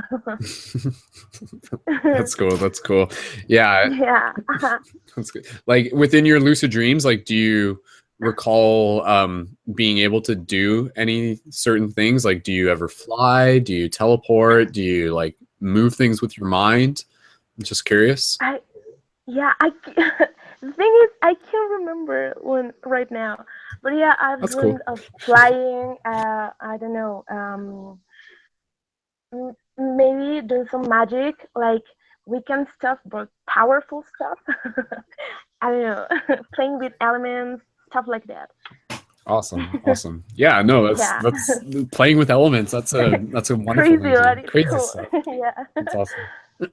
Sweet, awesome. Well, Rachel, thank you again for joining in, and thank you for rocking it with Paradigm Shift Mexico. That's a huge thumbs up for that. So, Yay. awesome. Thanks to you. Awesome. And yeah, for anybody in Mexico area, look up Paradigm Shift Mexico on Facebook or go to the team Yay. map as well. So Yes. sweet. All right. Okay, so Rachel, is there anything else you wanted to say at the moment, or else we'll just keep jumping around next? Nothing else. good? Let's keep jumping. Perfect. Keep jumping. Awesome. Keep jumping through dimensions. Here we go. All right. So okay, guys, it's about 11:40 on my end. I'm okay to go for like a little bit under an hour from now, which is cool. And we'll end with a short micro meditation. And next, I just wanted to be able to do what I was going to mention earlier, which was to actually just like read a dream from our friend Lacey. And let me just kind of pull that up real quick. As soon as my Facebook stops glitching. Is it going to glitch? Yeah, that page. Okay, does its thing, and I got to pull this up. In the meantime, just while the browser's loading. Okay, there we go. All right. I was also going to tell you guys real quick, and I'll just do this because this is a short dream, and then I'll go into Lacey's dream, which is like very interesting. I recently had a dream, and I'm just sharing this just because I can remember it, and I put up a post about it, and people seem to like it. But it was a dream where like I had a dream where I like met Wonder Woman. But it wasn't just like Wonder Woman as Wonder Woman. It was like Wonder Woman as the actor, Gal Gadot. And it was also her husband who was there. And I've kind of like, it just from like a little bit of like the stuff that I've come across on the internet, like they themselves are like quite conscious individuals as well. Like she's like very conscious, like they're both kind of like into spirituality in their own ways. And they're both like very conscious about what they eat and everything. But yeah, like in the dream, I like went up to them both and I just like thanked them. And this was like shortly after seeing Wonder Woman, which was like a super powerful, like awe-inspiring movie that was like a big reflection of our shifting consciousness and helping awaken like the divine feminine within all of us. And yeah, and then I like gave them a shift button in my dream, and it was like an infinity button. And I just remember I was just like so grateful because I was just like, thank you for like helping bring forth this beautiful story that will continue to inspire people. And I just like remember crying, and it was just like kind of like a really cool dream because I think yeah, like it's really interesting how the emotions that we have within this waking life can sometimes like be even more visceral within the dream space. For those of us who have had dreams where, you know, we've literally been like crying in a dream, that's a very powerful thing. So yeah, that dream was a bit of a gift. So let me just pull up here if I can find it. Again, my browser's just kind of glitching out real quick, so I'm just kind of pulling it up if I can find it, looking for one of the dreams. Where is that dream that Lacey had? Come on, internet browser. Sorry, guys. Where'd it go? 2 seconds. There it is. Okay. All right. So this is our friend Lacey, and she's again, she's very like, her dreams are just like, so they're stories. They're just like fantasy novels in themselves. So to be able to share some of her dreams are great as examples of what can happen in dreams, and just again for us to sort of like read as a story. So 1 second. All right. So I haven't even read all this one. So this is like still a little bit of a mystery to me. But this is like a good paragraph and a half here. So here's a dream from our friend Lacey. I'm on a planet ravaged by disease. The infected roam the earth, looking to infect the last remaining humans, as a chunk of the population is deceased. So it's like an apocalyptic dream to start off with, but wait. I am with a small group of people held up in a building in the heart of a city. There has been a rumor of a group of people growing food not far outside the city. I volunteered to go. So I get my supplies and one person to join me on the journey. We make our way outside the city, slipping in and out of shadows through abandoned buildings. We wear masks to protect our mouths and nose. Some time passes and we make our way up a dirt road. In the distance, I can see an abundance of food growing from the ground. My friend and me run and breathe in the aroma of the fresh veggies growing. I look at him and I say, I wonder how they survived. Then we saw someone walking behind the trees towards us. The person emerges and it's not human. This person is a hybrid. She is very tall and thin and different looking. She walks by us quietly and continues doing her farming duties.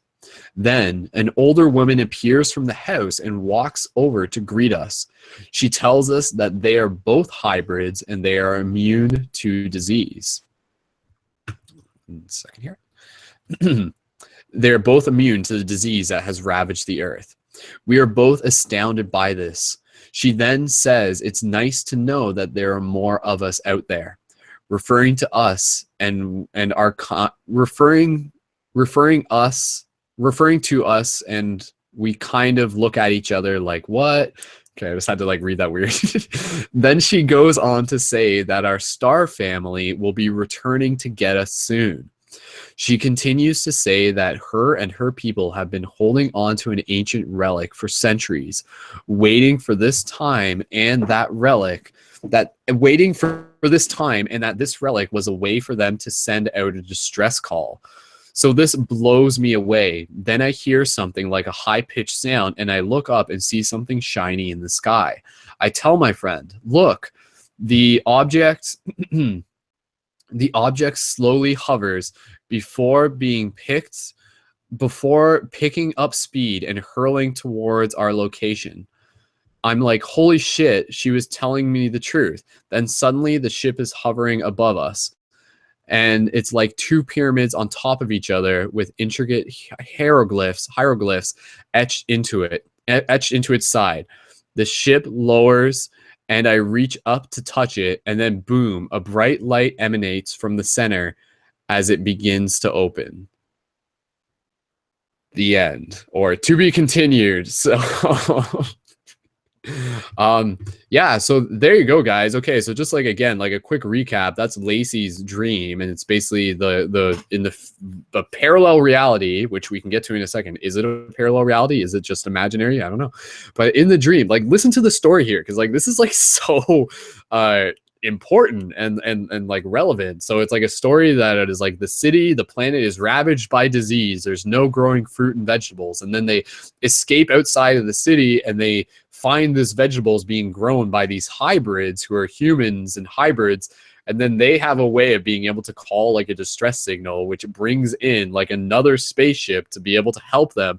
And this ship is basically a giant pyramids, two pyramids on top of each other with intricate hieroglyphs etched into it. And then the ship lowers and she touches it and a light emanates and it begins to open. So there you go, guys. So again, you know, like I think that dream is a very powerful dream, and just like the details of it, right? Like the idea that there's just kind of like hybrids in it and stuff, and just kind of like a lot to do with like the idea of like a star family and the star and the spaceships and the UFOs coming down again.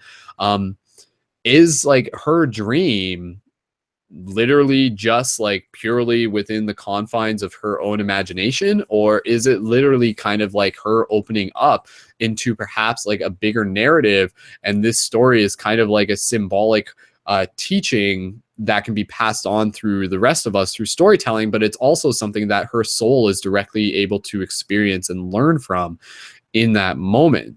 And then it gets in, and then this is kind of what I was saying, you know, like, is it possible that within this multiverse universe that sometimes our dreams are actually taking place in parallel realities? So again, you know, that's the idea, is that like there's infinite parallel realities. There's a bunch of them happening simultaneously. We happen to be narrowed into the frequency of this one. And maybe, again, this is just kind of like even new territory to think about.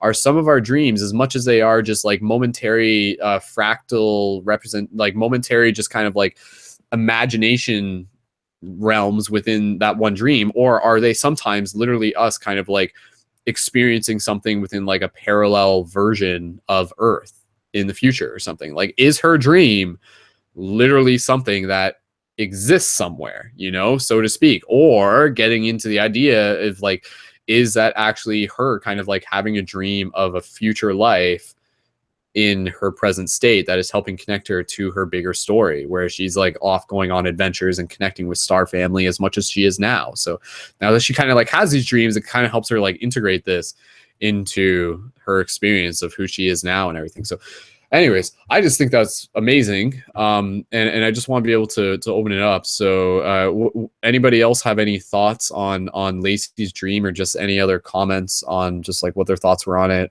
Rachel or Emily or anyone, I'm just kind of pulling up mics if anybody has anything to share. Did Emily or Rachel or Jacqueline have anything you guys want to respond with? No, that's pretty cool though. But that dream almost kind of reminds me of, I mean, the end part of it kind of reminds me of that Saturn dream that I was having. Like, I was not on Earth. I was somewhere like Earth, but it wasn't Earth. And it was just like, yeah, I don't know. It's kind of interesting to think about, like, or even think about me, dreaming about like your past life as a star person. Yeah, really, totally. Yeah. I mean, it could be like connecting with them through your dreams, going into a parallel universe, like you were saying. Yeah, it's all possible. So, yeah, totally. Yeah, again, you know, like I'm just fascinated by that, and that's just like one of many of the dreams that she's had that has been like equally as intricate and detailed, and commonly featuring star seeds and hybrids and UFOs and stuff. So very cool. Did anybody else, Jacqueline or Rachel, was there any comments that you guys had related to sharing of that dream or anything? Did it remind you of anything, or anything you guys might want to share? Just pulling up the mics if you guys want to respond. If not, maybe. Okay, yeah. Rachel's there. Yeah, I'm here. Go ahead. Okay, I can't really hear. I don't know. There's someone else who's doing some noise, and I can't really hear. Oh, okay. Did you hear the story, or? Kind of. Okay. All right. No worries. No worries. I was really concentrating on your voice. But yeah, I really love dreams, and UFO dreams. They're amazing, and it really reminds me of one I had. I never saw craft, but the experience, it was amazing. Sky turned purple and like pinkish, I don't know, and then suddenly it like opened, and I immediately transported to another planet, like to another reality. I don't know how to explain it. And I never really saw entities, but I felt their presence. They were trying to communicate, like by I don't know how to explain it. I just listened to them, and they were trying to take us to some place where we were gonna be safe. I don't know. It was really, really weird, but it was amazing because there was this whole new planet, and there was this place like the buildings. They were really different. And I don't know. I think those experiences, I think they may be for some reason. They are for some reason, and you just dream about that for one reason. And I don't really think it's your imagination. I don't know. I mean, it's something I've never seen. So I don't know. I really think we have to pay attention to our dreams and meditate about them. So yeah. Mm-hmm. Totally. And again, you know, like I think that's going back to the idea that like dreams will always have this mystery behind them. And yeah, I agree. Like I think I think like with dreams, like it's not always like something where we have to like know for certain as to like what it means and everything like that. Sometimes it's good to just kind of like sit back and just appreciate the experience and really just allow it to be like downloaded into your heart. But again, you know, like also being able to kind of like continue to level up from the experiences. So you can, I love the idea that you can go through a dream and you could do something like incredibly courageous and stuff, and maybe you'll like fight a dragon, as symbolic as that is, and then you'll wake up the next morning and you'll feel like a badass. And I think that's beautiful, because I think that's like it's something that we can continue to ride and something that we can continue to work towards and focus on with our dreams. It's like, you know, like, all right, I'm gonna go tonight and I'm dreaming of like something like I'm gonna. So hold on, guys. I'm just kind of dealing with technical difficulties on my. Can you guys still hear me? Okay, just to confirm. I think Rachel, you have your. You can kind of hear me. Okay. Yeah, you're breaking up really bad.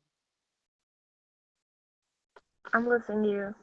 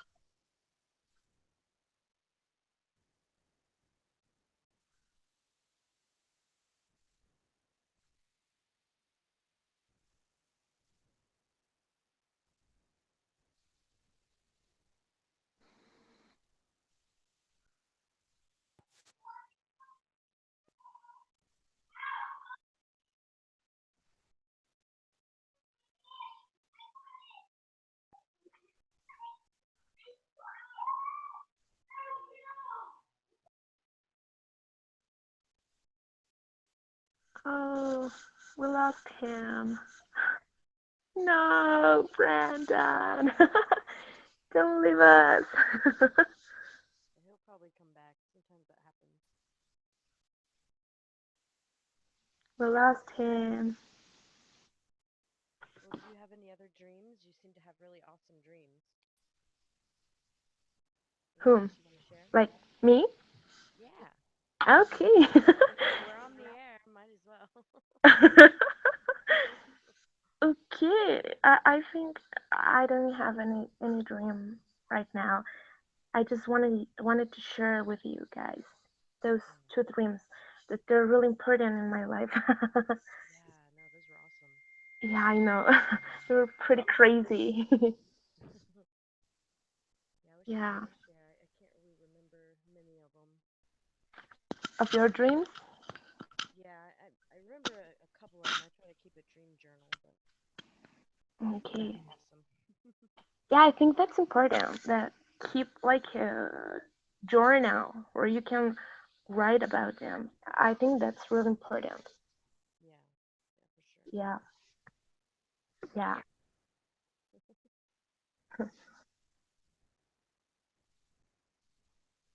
Is there anybody else on that wants to talk? Sorry? No, I was just seeing if there was anybody else that wanted to talk. Pandora was, I guess she was talking. Pandora, are you there? Hello. Yeah, I think we're alone now. She was talking. Oh no, she left. Okay, She was There we go. there you are. Hey, Ta-da. Bren. All right. Thanks, guys. Yeah. Thanks for holding space. I appreciate that. All right. Welcome back. Okay, that's good. All right.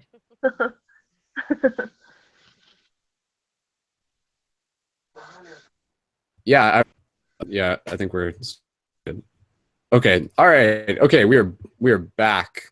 and we are ready to roll. You guys ready to rock? Okay, there we go. All right, yeah, sorry about that, guys. That's just like a little like frame, like Windows frames getting held up there and stuff. Okay, did I miss anything? Were you guys in the middle of something? No, not really.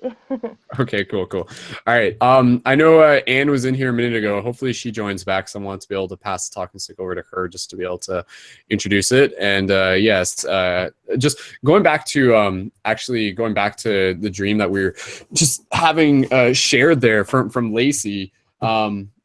What's interesting about it, and to be honest, like I didn't know this when I was reading it.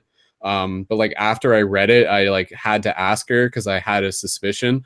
And hopefully she's okay with like me just saying this because we're good friends and it's not the first time and everything like that. But yeah, within the dream, okay, it was like her and another person, and they were in this post-apocalyptic scenario, and there's hybrids. Anyways, long story short, I was the other character within that dream that she had, and she didn't say that. Like I had to ask her, and she's like, who do you think it was? So I was just like, oh, okay, that's interesting. But like, as I was reading it, I was like, like this sounds vaguely familiar, which was interesting for me because it's just like, okay, if I was like in that dream, does that mean that it was purely like me as a projection, or is it actually because maybe a part of me has actually experienced that, what we're referring to as like that like future reality or that parallel reality as well? Like, is that actually why like that sounded similar to me, because of the fact that my character was in her dream, which in some way means that like part of like my own consciousness was also in the dream. So anyways, I just thought that was kind of extra interesting. So yeah, Lacey, thank you for being able to share your dreams and everything. And yeah, I wish I could be able to like actively remember them as much as you do, and they're super awesome. So cool. Okay, sweet. Okay, I just want to be able to make sure, are things sounding okay on YouTube? We're just gonna skip ahead. I'm just doing a quick double check here, guys, and then we'll just go around with the talking stick again in a second. Yeah, okay, sounds good. Perfect. Sweet, awesome. All right, okay, so we still have Rachel, and we have Jacqueline, and we have Time Lord Thomas in the chat here. So I just want to be able to open the talking stick, pass the talking stick around, open the talking circle. And is there anything else that you guys feel like you want to specifically talk about within the concept of dreams, or any questions that you guys might have for the group? I'm just going to open up some microphones here. So if anybody wanted to jump in on anything, please feel free to do so. And we'll get close to wrapping up the show soon enough. So is there anything that you guys felt called to share in the moment? Yeah, well, not sure, but I got a Rachel? question. Yeah, sure, go ahead. Okay, I don't know if you guys had ever had a experience with ayahuasca. I don't know if you know what that is. Do you know what that is? I'm familiar with ayahuasca. I haven't directly experienced ayahuasca, but other experiences, yes. So, yeah, go ahead. I don't know. I wanted to know what was your experience. I don't know if anyone else had it. I don't know. In relation, like ayahuasca, in relation to dreams and stuff like that? Like, is that, or just in general?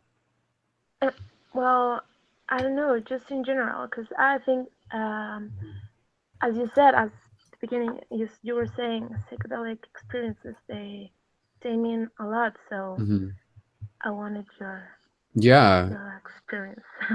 Yeah, like sorry, were you saying that you have had a ayahuasca experience? No, I haven't. You haven't. I want Okay. to.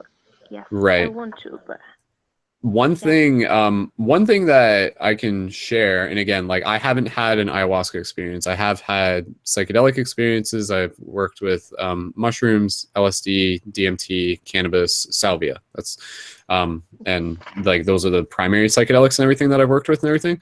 But one thing that from a friend of mine who's shared their experience with ayahuasca that really stood out to me is that they basically explained that for them, when they were in the heart of their trip, it was literally like a lucid dream, but even more potent because they were more conscious for a continuous amount of time, like what would have been like hours and everything. But within the dream, within the ayahuasca experience, they explained that they were like literally able to go wherever their thoughts would take them. And so they were literally able to like look at their previous moments of their life and like look at like specific moments where maybe there was trauma and like send healing to it almost from like a third person perspective. Like they were literally able to like see themselves as a child and kind of like be there from that like additional like higher perspective. And yeah, and like that really stood out to me because again, you know, like I think when you're in an experience that can be evoked through an ayahuasca ceremony, it is very parallel to what you can also experience within like a dreaming and within a lucid dream state. And then another thing that I'll just kind of mention that kind of ties into this, and it just helps piece more pieces together, but it was just a post that I saw briefly. It was literally just a comment within like a Terence McKenna discussion group, and it was basically how a person who was blind, not from birth, but they like lost their eyesight at a young age. They did, I believe it was LSD. And then they said that like they were actually able to like sit there and meditate and like walk through like a forest or wherever they wanted to go in like a super visceral, real way for them, which again, you know, I thought was like very powerful because it just goes back to the idea that like, you know, the internal worlds that we can experience have a present moment equally as real to this one. And when we are going into that inner space, it's literally like this again, like this like hyperdelic opportunity to kind of like go beyond time and to be able to see parts of our life and to bring things into observation and to look at them closer and stuff. So I mean, yeah, like I think an ayahuasca experience would be in some ways even more fruitful and have more substance to it for someone who has probably studied dreams and have had their own like dream exploration and lucid dreaming practices. Because again, what lucid dreaming and dream practices in general, it's really about mindfulness. It's really about bringing mindfulness into this present moment right here. That way, so when you do get into a dream and you might be becoming lucid, it's your present awareness within the now that allows you to kind of activate that lucidity. It's being able to be like, okay, like, yes, I am dreaming. What do I do next? And then being able to like move forward with that intention with like very specific awareness of where you are putting your thoughts. Because an untrained mind, their thoughts will like kind of like continue to just like whip around almost like a hose that gets left on in the backyard. You know, when you just have like a hose on and it's just like and just like spraying around. Like that's like what the mind does. And then like you have to like walk up to it and you have to like grab that hose and you have to like control it. But then you can like direct it with your thumb, which is your intention. And that's like you directing your thoughts. So it's another great analogy from Paradigm Shift Central today. So sprinkles and garden hoses. But yeah, again, you know, I think that's why, like, for some people, they might have a psychedelic experience or a lucid dreaming experience where they'll be like out of their control, or at least it will feel like it's out of their control, and it'll just be like randomness and scary faces and weird images and things like that. But again, you know, like bring it into the breath and then move forward allows you to just like consciously be able to bring what you want into the forefront of your mind. And this is something that even within my own experiences, specifically of LSD, I really experienced that where while I was meditating on LSD, it was very much like flying through a Mandelbrot hyperspace, but able to do it consciously. And like as I was thinking things, like the structure of the landscape inside of what I was perceiving inside this inner space was changing to what I was thinking and stuff like that. And it would even change to music as well. Like if I was like sitting near music, like it would like shift based on the music, or maybe it was shifting based on my own reaction to the music, which in turn shifts the vision and stuff. But yeah, so those are just some of my thoughts on yeah, like I think an ayahuasca experience is very dreamlike by nature. And again, you know, that's because like you're literally opening up the chakras, you're opening up the third eye, you're releasing like that natural DMT state. And what is the DMT state? You know, if anything, it can very simply be thought of as just kind of like, you know, opening up our connection to this like spiritual state that we naturally are. Like that's the thing. I think the DMT state, like I think that's actually what reality is like all the time. Like at least that's my best guess. Like reality is, if you can experience DMT and ayahuasca, that's what reality is like by default. And yet it is only through these bodies that we kind of refine it and filter it and get it to the point where it's not as crazy, so that we can manage it and so that we can experience it and move through this amnesia and, you know, do all the normal things that we do on a regular day basis that we wouldn't be able to do if we were constantly aware of all this extra sensation. But yeah, Rachel, does that answer some of your question or give you some stuff to think about? Yeah, pretty much. Pretty much? Okay. I think I'm ready. You think you're ready for ayahuasca? Is that what you think? Yeah, I think this broadcast is not a coincidence that I'm here and I'm here telling you this. So cool. Yeah, I think that's for one reason. So yeah, I think I'm ready. Cool. Well, keep meditating on that, and when the time comes, you know, like I think, like that's the thing, you know, like even for me, I intend on doing ayahuasca at some point in my life. When it will happen, I'm not exactly sure. I'm just being very patient with the process. But yeah, you know, with any of these medicines, it's kind of one of those things is like they come to you when you're ready. So like if you can chase it, but maybe you won't be ready for it, and maybe you'll find it sooner than you're ready for it. And maybe it will like, maybe it might even tell you, be like, this is like, you know, you are not ready for this. Like you're carrying like the God torch here, and you haven't fully like proven that you're ready to handle it and stuff. Which in itself can be a lesson in itself, you know, someone just getting like their ass handed to them through an experience. But again, it's the same with the dreams. But it's interesting because like the dreams, like it's not just, you can chase the dreams, but it's not just about wanting them, but it's literally about the practices. And that's where, you know, even within this broadcast, I'd love to be able to just get into some practical tips for people who may be interested in expanding their own dream practice as well. So I'd love to be able to open up the circle to any of you guys, and we can kind of wrap up on that, and then we'll get into a closing meditation just on any practical tips that you guys might want to suggest for people to keep in mind who are interested in studying their dream practices. So I don't know if Rachel, if that's something you might want to share, if maybe you found like if there's any tricks that you've had over the years that have helped you either remember dreams or interact with your dreams, or even anything within a lucid dream, if there's anything you want to share. Yeah. I used to draw them. It was easy for me to remember colors and the people, because I also see people I don't even know.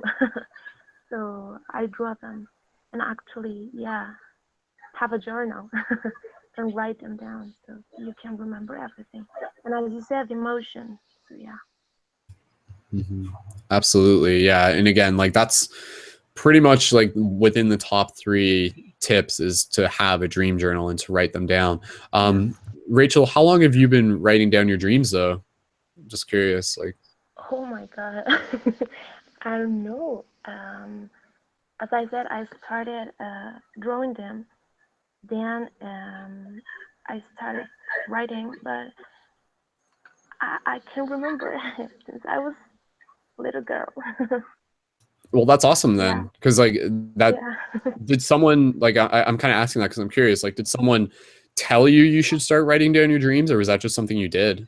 No, it was something I did because I'm always dreaming these crazy things. So yeah, for me it's important to write them down because I can remember everything. Maybe one day I'll have one story. I don't know. That's awesome then. Yeah, I think that's really cool that you just kind of like did that naturally on your own. You know, if I had to take a guess here, and not just to sort of like say it just to like polish your ego or anything, but like I'm going to take a guess and assume that like not just you, but probably a lot of people tune into this have also like practiced the dream exploration process in previous lifetimes, which would make sense as to like why like at a young age you're just like intuitively like, yeah, I should probably write these down. You know, it's just like, so maybe exactly right. Maybe I don't know. Maybe. That's all we can really say. So yeah. Thomas, go right ahead. Thank you, Rachel. what I was gonna say, for just a practical thing for us to do, obviously all of us in this group care about this and have had some experience. So, I use little cartoon tricks like what we should do is the next time all of us go to bed in any, just before you go to bed, imagine yourself making a connection, either if you're a tech, a VPN connection, or just something that you can relate to this group. We don't have to remember each other's names so much. Just just before you go to sleep, make a mental connection, and then eat your lemon, or be hydrated or whatever, and let's actually physically see if we can be in each other's dreams.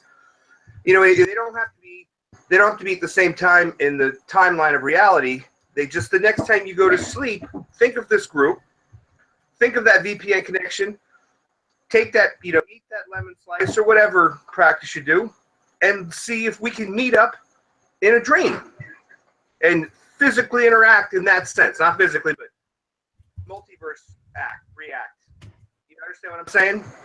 I just thought I'd suggest that. I was thinking about it the other day. Make a VPN connection to this group when you go to sleep and just see what happens. Get rid of don't try not to be too stressed out. Forget about your bills and all that temporarily. And you never know. But that's all I wanted to say. Totally, Thomas, and you're right on point with that, because that idea is something that we've been implementing into the Dream class since we started it, and I think it's just because like we haven't had a Dream class in a while, and whether you caught the past one and stuff, you wouldn't have fully known about this. But I mentioned briefly earlier in the broadcast, but within the Paradigm Shift Dream class, something that we do is what we're going to do within our closing meditation is that we have the concept of the dream tree. And so basically, like within the promo image of the Dream class, which I'll pull up for you guys in a second as I'm just talking about this, it's this basic idea that we have this shared common space, and we intend to meet up there within the astral, and multiple people have actually been there, have actually like made it there within the dream space. And so it's like something that we do a little meditation on, we encode into our memory, and then we use it as a practice. And basically, I'll just pull up the screen share here real quick. So this is the promo image for Paradigm Shift Dream class, but it's not just there just as a promo image. It's actually there like as a reference to the shared dream space. So that tree in the middle is what we refer to as the dream tree. And then you have like the Paradigm Shift sigil floating above it, acting as a portal. And then you have kind of like this energy accumulating. And then so that tree is recognized as a central gathering point where we can come together within the dream space. And yeah, like that would be the idea, is that, as we continue to evolve, more of us will be able to use this as a reference point to be able to say like, yeah, like I made it to the dream tree. And through consistent practice and routine, can this become something regular? Can this become something actualized, where at night we're just like, okay, worked on stuff during the day, let's go hang out together as a Paradigm Shift like team and meet up at the dream tree. So really, really cool stuff. So yeah, I've seen Thomas, go ahead. I've seen the Astral Mansion for a split second, but that's it. I've seen it. The Astral Mansion? Yeah, I've seen the Astral Mansion. I've seen it. But I can't. They don't let me stay. They kick me out. Anyways. Yeah, that's cool. Yeah, I feel like maybe, like as like the concept of the dream tree evolves, like maybe it'll just like continue to evolve into like a festival and like a dream community and stuff, which gets into this whole other idea of like, can structures be made in a consistent like aspect within the dream space? Like can things be built within the dream space? Are there actual locations within the dream space? And some people would say like, absolutely. And this is where you get into this idea of like astral cities and actual locations and stuff. But again, I think that's something that we can always get back to at a future point. But it's definitely, the prospect is there, meeting up within a shared dream space. And I think all it takes is just like kind of like collectively directing our intention towards a single point and moving forward and having fun doing it. So yeah, we'll do that during the closing meditation. So let's keep bouncing around with a couple more practical tips. So again, just kind of with what Rachel was saying, writing down your dreams, so important. If you're not writing down your dreams yet, absolutely be sure to get a separate book for your dream journals. That always helps a lot. Have it next to your bed. And when you're writing down your dreams first thing in the morning, do it before you get out of bed. Like this is like stating the obvious, but like as soon as you like step out of bed, like that will usually like not erase your dreams, but it disconnects your memory to the dream cloud. The dream memory is kind of the way I think about it. So stay perfectly still, because like as you're still, like that's when there's like that subtle connection, that fragile connection between your waking memory and the dream memory. And so you kind of want to sit there and meditate in the morning and gently write down, or use an audio recorder or whatever works. But first thing in the morning, don't move as much as you can and write down your dreams as much as you can, and then go to the bathroom. So, yeah. I just want to add something to that. Don't Go look ahead, at Jacqueline. your phone. Don't Yes. look at your phone at all. That just ruins everything. Not even to look at what time it is. Yeah, that's a great point as well. And that's both for even in the morning or even at night and stuff like that. Do yourself a favor and keep your phone far away from your bed, because like even just at night, when you like open your phone and you look at the light, like that light chemically creates a reaction where it sort of like changes some of like the melatonin being released and the other fragile dream chemicals that affect your lucid dreaming. So like you again, you know, when your eyes are closed and they're in that like darkness state, that is like when the brain is naturally meant to create like DMT and stuff like that. So if you're like in the middle of the night and you're saying like, oh, I wonder why I can't dream, let me check my phone, that's actually kind of like screwing up your brain, because it's just like, wait, is it daylight now? Like what's going on? And so yeah, Jacqueline, that's a great point. Keep your phone away from you if you're working on dream process recall and everything. So cool. And just one more. I noticed that I remember my dreams more if I wear an eye mask, so that there's no light whenever I sleep. Another great tip. Yeah, that's again going back to the importance of being aware of how light affects our dream process.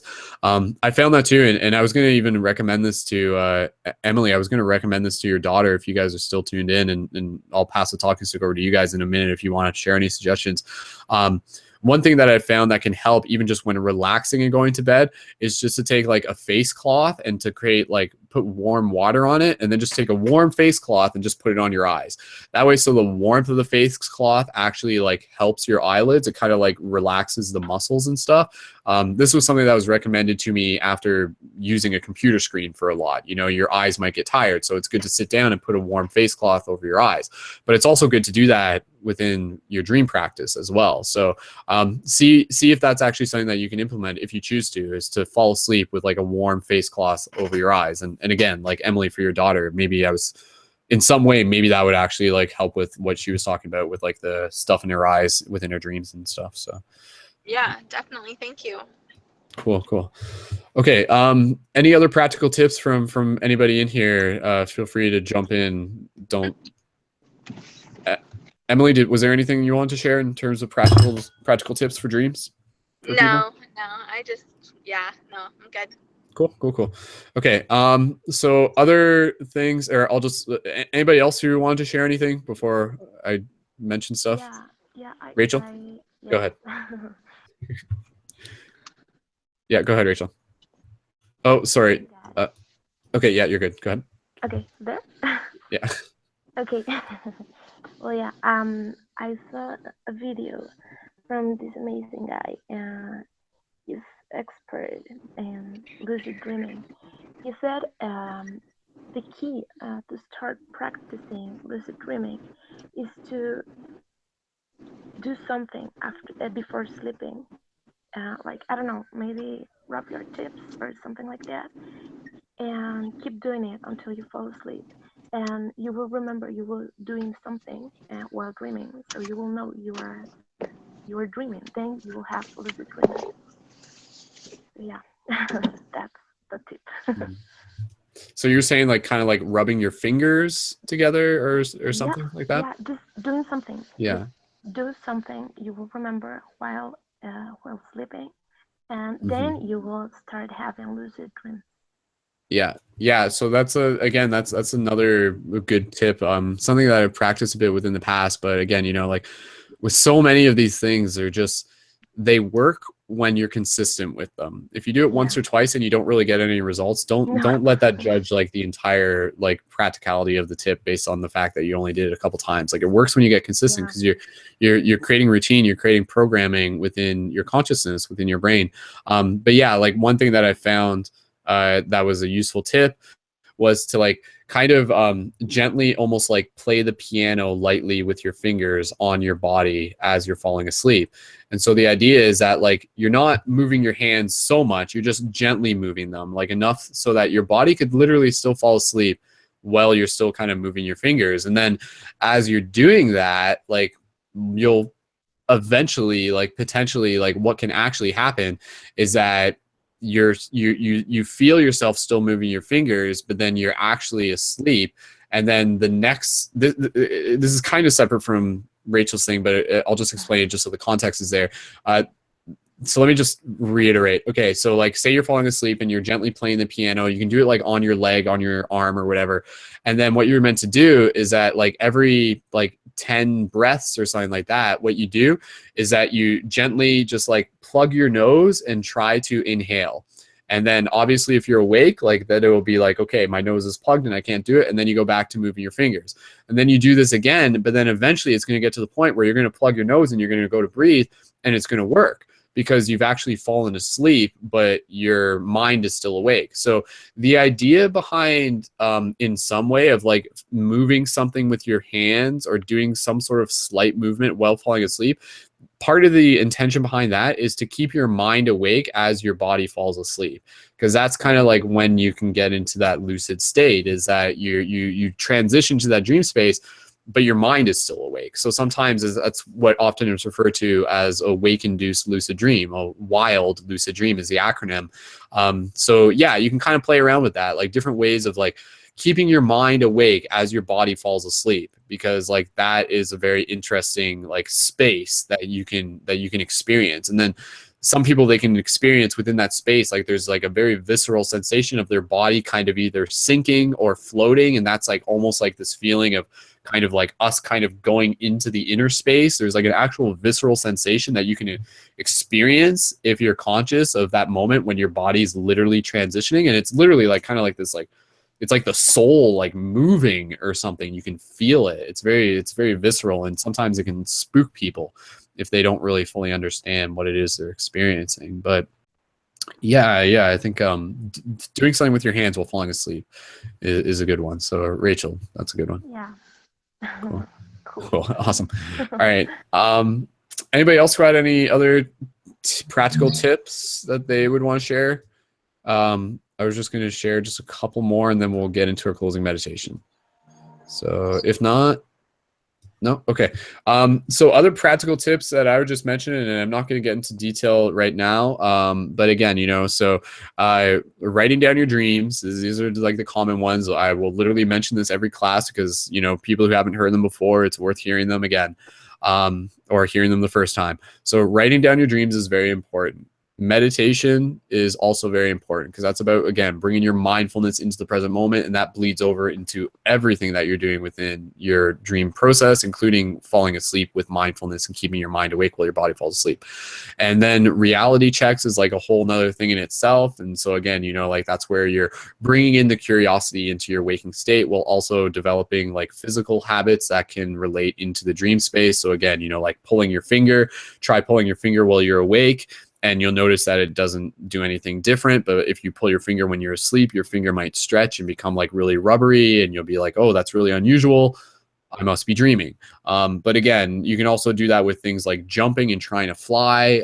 You can do things like walking through a door frame and looking up at the ceiling. Sometimes within dreams, ceilings aren't there because like they don't like render the ceilings properly. It's kind of interesting.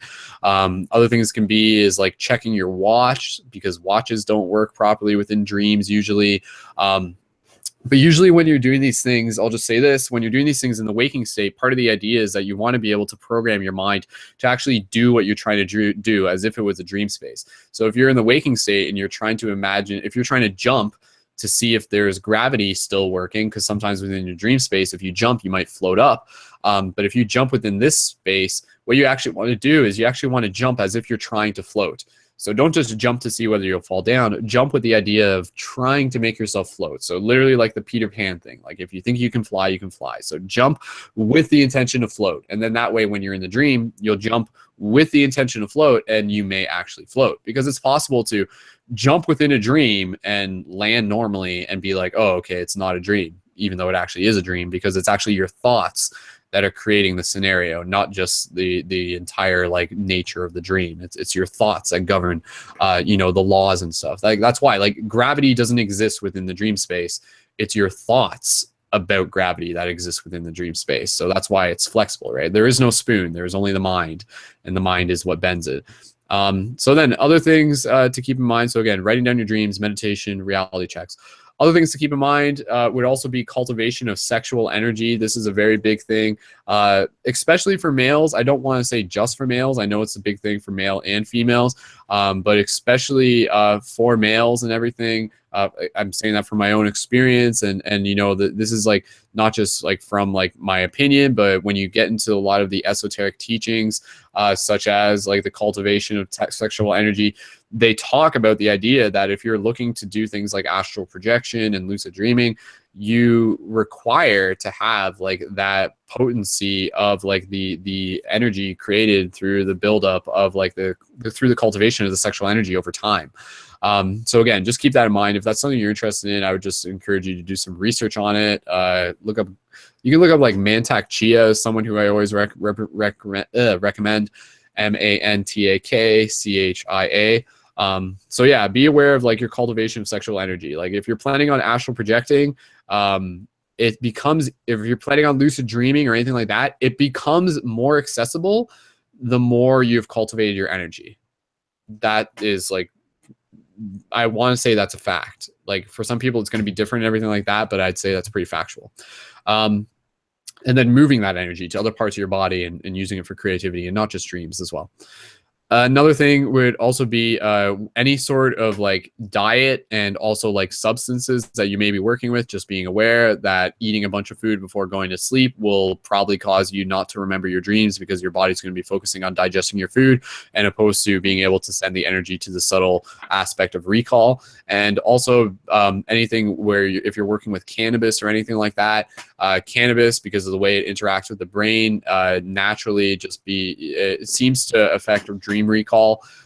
So if you're looking to remember your dreams, a great way to be able to do that is to check in with your cannabis habits, if that's something for you, and to see what it's like when you cut back. For me, I know that's like a big part of my own personal experience as well. And yeah, so those are kind of like the main primary things. And then other things would be like, again, being aware of where you put your phone. You can even look at like what direction you're facing before falling asleep. Any sort of rituals that you want to create before falling asleep, like doing meditation before falling asleep, creating an environment within which you sleep. Cleaning your room can sometimes help with that. Paying attention to the cycles of the moon can also help with that. And then you can get into the whole process of like waking up in the middle of the night and then like doing some stretches and then falling back asleep. That can help sometimes. So yeah, there's lots of different ways of which we can interact with dreams, and there's always going to be more in which we can discover and get creative and create for ourselves. So, so yeah, those are just some of the practical things. Again, I just want to be able to open up the talking circle. Is there anything else you guys want to talk about or mention? I'm just going to check in on the live chat. Let me just check if anybody has anything they want to share. Just please feel free to jump in now, or any other questions maybe. Have you? Hold on. Emily, go ahead. Yeah. Has anyone here like done acid or mushrooms and in their dreams? That's a awesome question as well. I know people have had experiences where they've done like psychedelics within their dreams. I have. Yeah. Like I'm trying to remember in full detail. Yeah. Like I know.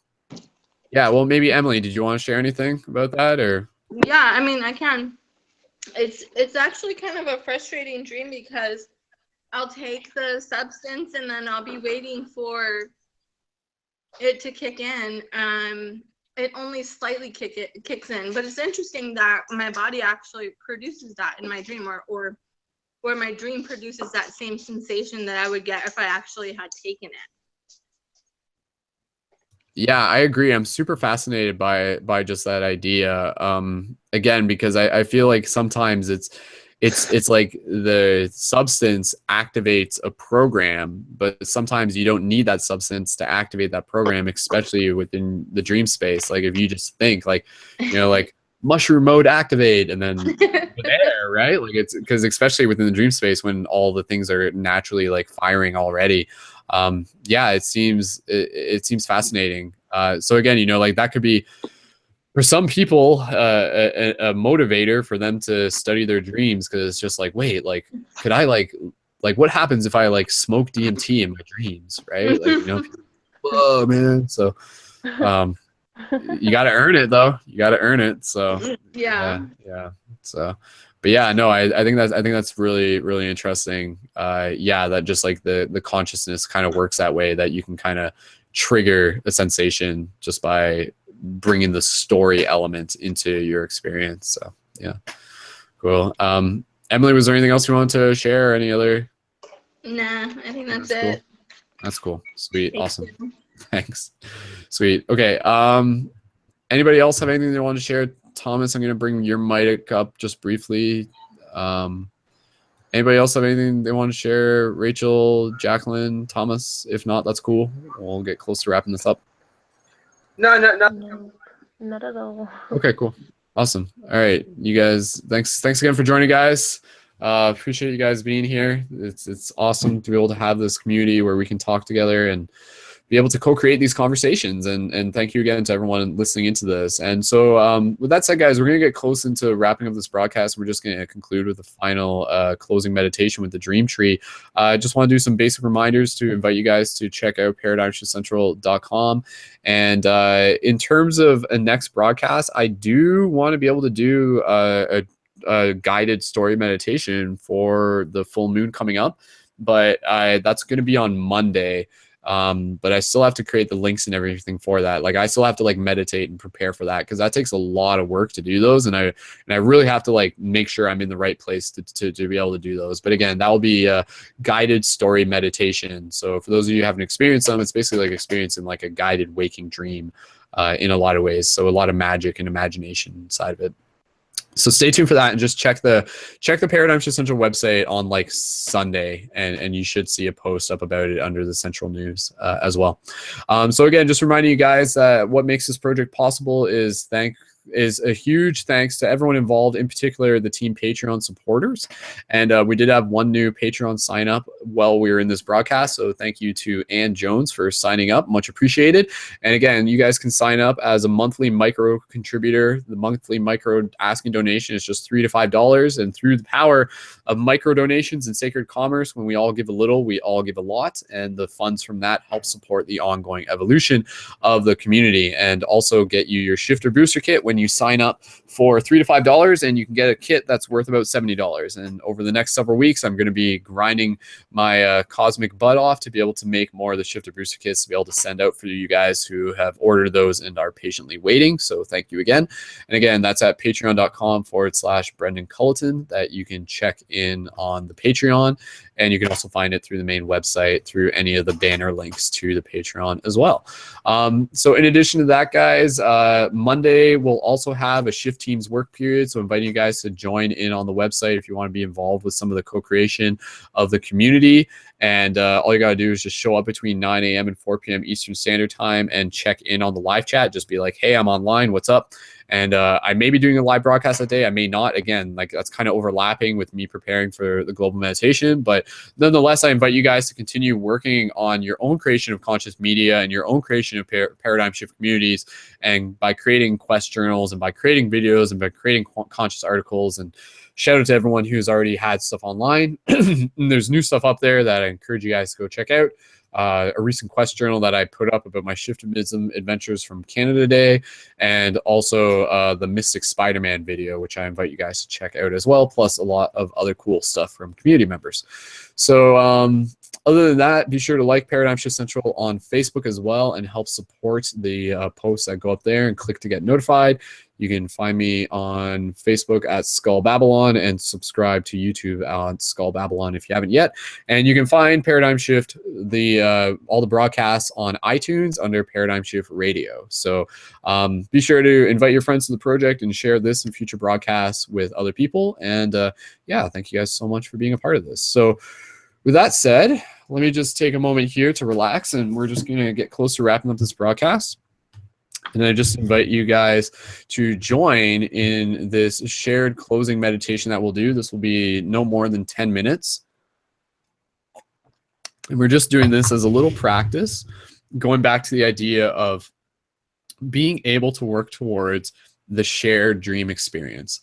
So the Paradigm Shift Dream Tree, which I'll show up for the image in a second on the screen share, is again something that we've been working on since the beginning of Dream Class, which was over a year and a half ago or 2 years that we've been doing this on and off. And so basically the idea is that we're going to do a simple guided meditation. We're going to bring like more sort of like structure to this image within our own imagination as a team, so that as we think about this, not just in a, like within our waking state, we can bring it into our awareness within the dream space, so that within the dream space, if you become lucid, feel free to be like, oh, like let's go to the dream tree, and you can teleport there.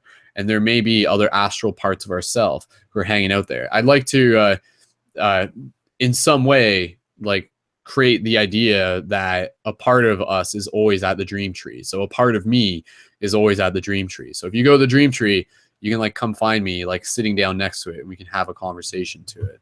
And I think that's kind of a cool thing, not to get too off topic here, but the idea that there's like different parts of ourselves and different that can be in multiple places at once because of the nature of the dream. So part of me is at the dream tree, part of me is here, part of me is in a post-apocalyptic future hanging out with hybrids. So very cool stuff. So again, guys, at this point, I'm just going to pull up the image of the dream tree. So just take a moment here to look at the image. So what you have here is like the checkerboards, us on the between the pillars of knowledge, kind of stepping through. And this kind of reflects like the idea of like stepping through into a broader awareness of ourselves, whatever it really wants to mean to you. And then you have the tree out in the fields in this plush meadow, and then also imagining the Paradigm Shift sigil, the portal floating above it, which you can also bring into your vision of what the dream space would, the dream tree would look like. And so that portal is like almost, you know, like a video game beacon, which helps show people what's there while also activating as a portal for us to synchronize our thoughts through. So before we go into closing meditation, if you are on the visual image, just take a moment here to look at the Paradigm Shift Central sigil. So like that logo that we use, that sigil is something that has been created with the intention for us to be able to centralize our focus through. Like it literally has been created for the idea, so that whether we're doing it within dream practice or beyond dream practice, when you think about that sigil, you're thinking about the energy it represents, and you're thinking about the connection that it represents to all of us involved in this team, to all of us involved within this project, to all the shifters, to all the light guardians. And then through there, we're able to connect. So just inviting everyone here to just allow themselves to relax, get nice and comfortable, and just move into a place of stillness. And we're just going to practice here just a short micro meditation, just to get ourselves in the habit of being able to expand, being able to practice working with our imagination. So just allow yourself to get comfortable, straighten up your neck, relax your shoulders. And from here, gently connect with the breath. So gentle inhales through the nose, and gentle exhales through the nose or the mouth.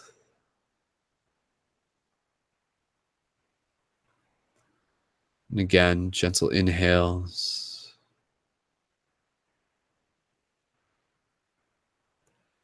and gentle exhales. Just allow the rhythm of the breath to continue to flow naturally. The inhale meeting the exhale meeting the inhale. And before we go deeper into our imagination, let us just quickly scan our body to allow ourselves to relax even further. So gently now, with your awareness on your breath, gently begin to bring awareness to your feet and your legs, and gently allow your feet and your legs to relax. Good. And gently from here, just bring your awareness to your torso, to your hips, and to your groin. Just allow your torso, your hips, and your groin to gently relax. And from here, continuing to breathe, just bring your awareness to your chest, your upper chest, your shoulders. And with a gentle exhale, just allowing that part of yourself to relax as well. And so continuing to move your awareness to your forearms, to your biceps, to your wrists, to your hands, allowing your forearms, your biceps, your wrists, and your hands to gently relax. Good. And gently from here, bringing your awareness up to your throat, to your chin, even your tongue, gently removing the tongue from the top of your mouth if you choose, or keeping it there. Allow your throat, your chin, your jaw, your tongue to gently relax. And bring awareness to the rest of your face, to your nose, to your eyebrows, to your ears, to the top of your head. Just allowing your nose, your eyebrows, your ears, and the top of your head to gently relax. And so continue to connect with the breath here, being present in this moment, in this stillness. And as you do, we'll begin to bring the imagination inwards. And so gently begin to imagine yourself standing in a field. And within this field, begin to bring yourself into it through your sensations, through the experience of all the different senses. So imagining yourself barefoot, imagining the feeling of the dirt underneath your feet, the coolness running up through the soles into your body. Imagining the grass gently being long enough so that you can touch it with your fingers, feeling what that feels like, and just making this moment as real as possible as practice. And then from here, gently bringing your awareness to the air, feeling the air on your skin, and breathing in another gentle, deep breath. And so from here, continue to look around in this field, and off in the distance, you see a tree. And above this tree, you see the paradigm shift sigil floating with a pulse of energy at the middle of it, gently expanding, beating like a heart, sending out a signal and a pulse. And so imagining this tree with this floating sigil, this portal above it, and imagining beyond that the sky, perhaps the sky literally just being the space, literally being the stars. And so slowly begin to move towards the tree, begin to move towards the portal. And whether you choose to walk or whether you choose to float in this moment is up to you. Just allowing yourself to be present of all your sensations, feeling the grass moving past you, feeling the air, feeling it in your lungs. And so gently begin to bring yourself closer to the tree. And as you do, you see other people sitting around it, talking, having conversation. Some of them meditating, some of them dancing, having fun, engaged in conversation. some of them gently giving one another a massage. You allow yourself to feel the joy in this moment, to feel, deeply feel what this space represents, the connection of community, the gathering point of inspired souls. And so as you observe around you, still aware of your sensations, walk closer to the tree and gently put your hand on it.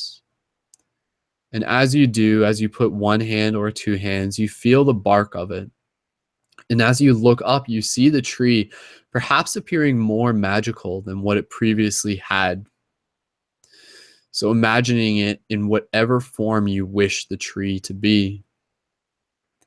And as you touch the tree, you can feel that as you breathe, it breathes.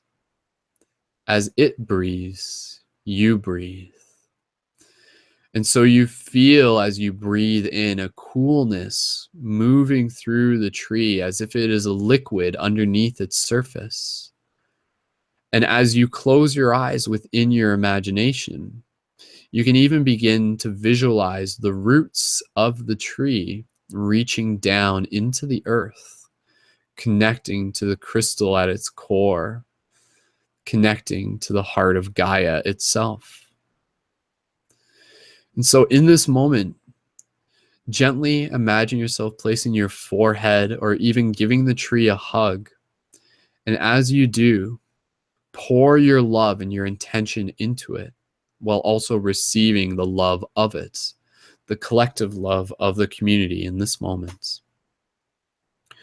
And so as you gently just allow yourself to connect with the tree in this moment, know that your thoughts are actualizing it on a quantum field within a hyperdelic aspect of this reality. And as you pour your love into it, this tree becomes more and more real within the dream space. Allow yourself to remember, allow yourself to feel what this moment is for you. Connecting with it, feeling the bark on your arms as you hug it, feeling the texture of it, even against your forehead as you place your face against it, and gently breathing into it. So just remain here just for a few more breaths. Gentle inhales, gentle exhale. Deep breaths, connecting and feeling the cooling energy moving through you. Feeling the heart expansion in this moment. Knowing that this tree, that this gathering point, this portal, connected with the paradigm shift portal above, connects many of us, all of us together in this moment, in this story, through the heart. And so from here, just take another moment with the tree in whatever way you wish. Thank it however you wish. Give it an extra tight hug. Even gently give it a kiss if you want. Whatever you feel you wish to do. And then gently from here, just allow yourself to sit down with your back against the tree, feeling the support of it up against your spine. And continue to breathe here as you feel the energy moving up from your root, up your spine, up to your brow, down past your brow, past your lips, back over your heart, and down to your root, creating a full cycle like a flowing water wheel. And so you breathe here as you breathe with the energy of the tree. And you look around and you see people in this moment continue to gather. You see people continuing to talk, continuing to engage, some of them dancing and playing. And in this moment, you just allow yourself to be at peace in this stillness. And so as you look up at the branches of the tree again, acknowledging its beauty, acknowledging its magic, acknowledging what this feeling is for you. And take a specific moment here to remember that and carry that intention, encode that intention so that you can feel it and bring it back within any moment of your waking life and your dream space. Remember it not just by the idea, but remember it by what it feels like Remember it by what it means to you. And so, as we begin to conclude this micro meditation, imagine yourself closing your eyes while still sitting underneath the tree. And just continue to take a few more breaths here. And as much as you choose, allow yourself, a part of yourself, to remain at the tree, to remain present, to remain within this astral shared space. And so that as you return to the tree, you are in fact returning to visit yourself, to connect with the self that is always there as much as you choose to be. And so connecting with the breath again, visualizing within yourself the energy of the tree moving and connecting forward, connecting through you as you connect with the energy of it and pouring your love into it. With each heartbeat, allowing the tree to become brighter. With each heartbeat, allowing yourself to become brighter. And so just take another couple breaths here in this place of calmness, and just be here in your own moment of oneness. Just for the next couple breaths, I'll just stop talking and just be here in your own breath, connecting with this moment, connecting with this tree. So go ahead and breathe.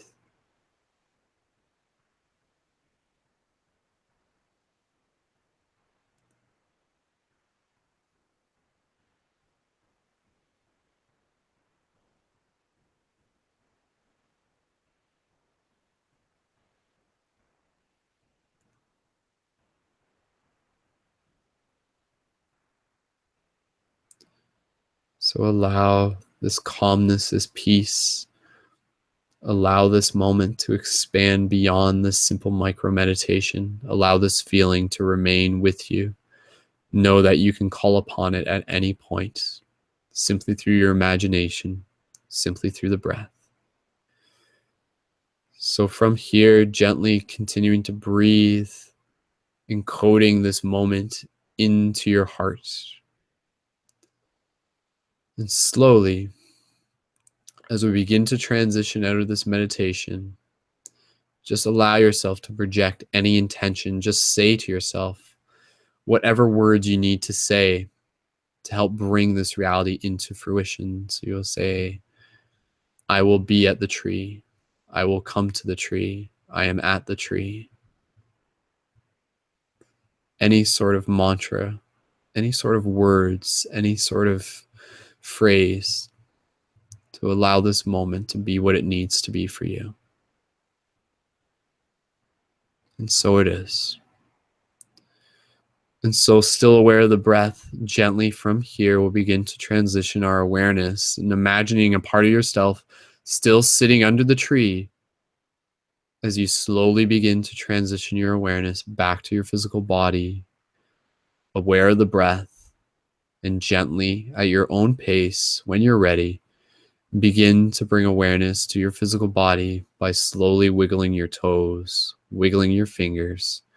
And when you're ready, gently open your eyes and return your awareness to the space around you.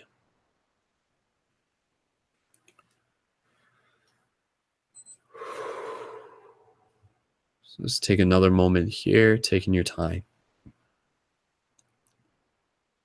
Awesome.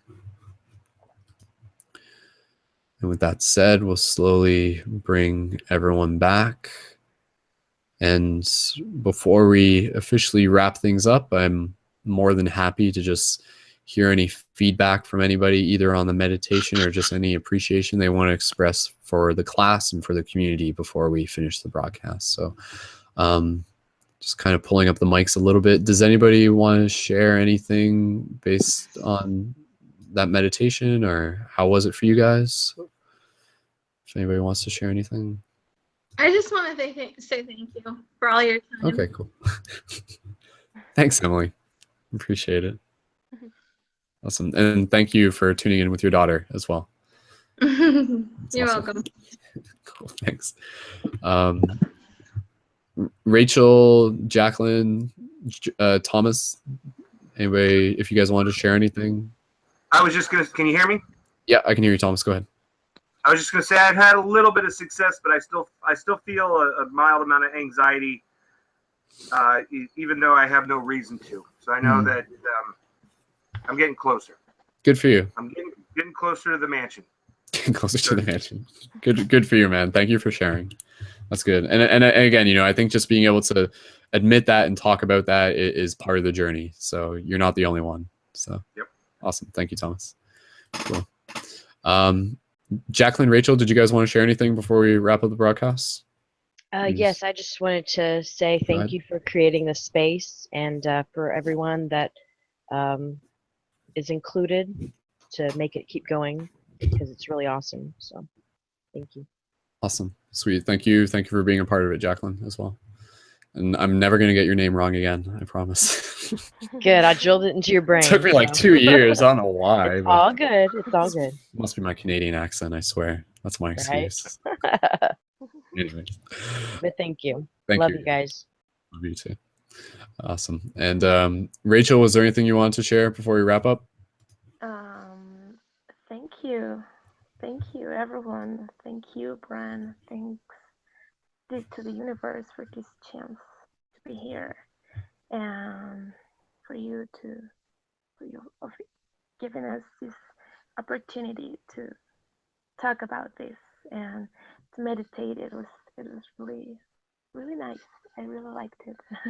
Thank you. Awesome. Sweet. Well, thank you too as well, Rachel, and all the best with the shift in Mexico. I'm excited to hear more about that in future broadcasts. So yay. Me too. And next time you see Anubis, tell him we said hi. So Yeah. Okay. Awesome. Okay, thanks again. Cool. Sweet. Awesome, guys. All right. So thank you very much, everyone, for tuning into this. I just want to give a shout out again to people in the live chat. I love that Nathan Ridge is just saying, he says, I am at the tree. I first I read that as just I am the tree, which I like too. It's like, be the tree, we are the tree. So, which is very true as well. So, very cool, guys. So again, let's kind of keep that in mind, and whether you're listening to this, you know, at any point in the future, just keep that in mind, that shared dream tree idea is a very potent idea, and keep that in mind. And I would love to hear people's experiences when you make it to the dream tree, and you are already there, is the beauty of it. So I'll be thinking about it tonight as I fall asleep, and of course I'll be happy to share it with you guys as the ongoing progress unfolds within my own journey. And I look forward to being able to hear more from you guys, and be able to I'm excited to be able to share a platform in which we can do that together. So thank you so much, everyone, for tuning in once again. And as always, please continue these conversations beyond this broadcast. Talk to your friends about dreams. Talk to your family about dreams. Ask them if they know anything about lucid dreaming, and maybe you can share. And maybe that will be a great way for you to be able to open up more conversations. And that's the beauty of it. So keep carrying the shift with you is the message of this broadcast and many other broadcasts. So with that said, let's just take another breath here. Just allow ourselves to connect with the gratitude in this moment. Gentle inhales. And big exhale. We did it. We made it. Another successful broadcast. So thank you guys so much again for tuning into this. ParadigmShiftCentral.com. Tune in for future broadcasts. Create your conscious articles and your quest journals online. Share your awesome journeys and adventures. Keep leveling up within the game. Keep leveling up within the dream. And Patreon.com/Brendan Culton. Add your support, and much love to all of you for being involved. And thank you guys just so much. So I'm looking forward to seeing what the dreams may come. And yeah. With that said, much love, everyone. So I'm gonna unmute everyone in a second, and let's all say goodnight to everyone on the internet together. So on behalf of Emily, Thomas, Jacqueline, and Rachel, and everyone else tuned into this, guys, let's say goodnight to everyone tuning into this. So good night, everyone. We love you guys. Or See you good at the morning. tree. See you at the tree. See you That's at right. the tree. All right. Much Bye. love, guys. Keep it shifty. See you in the future. One love.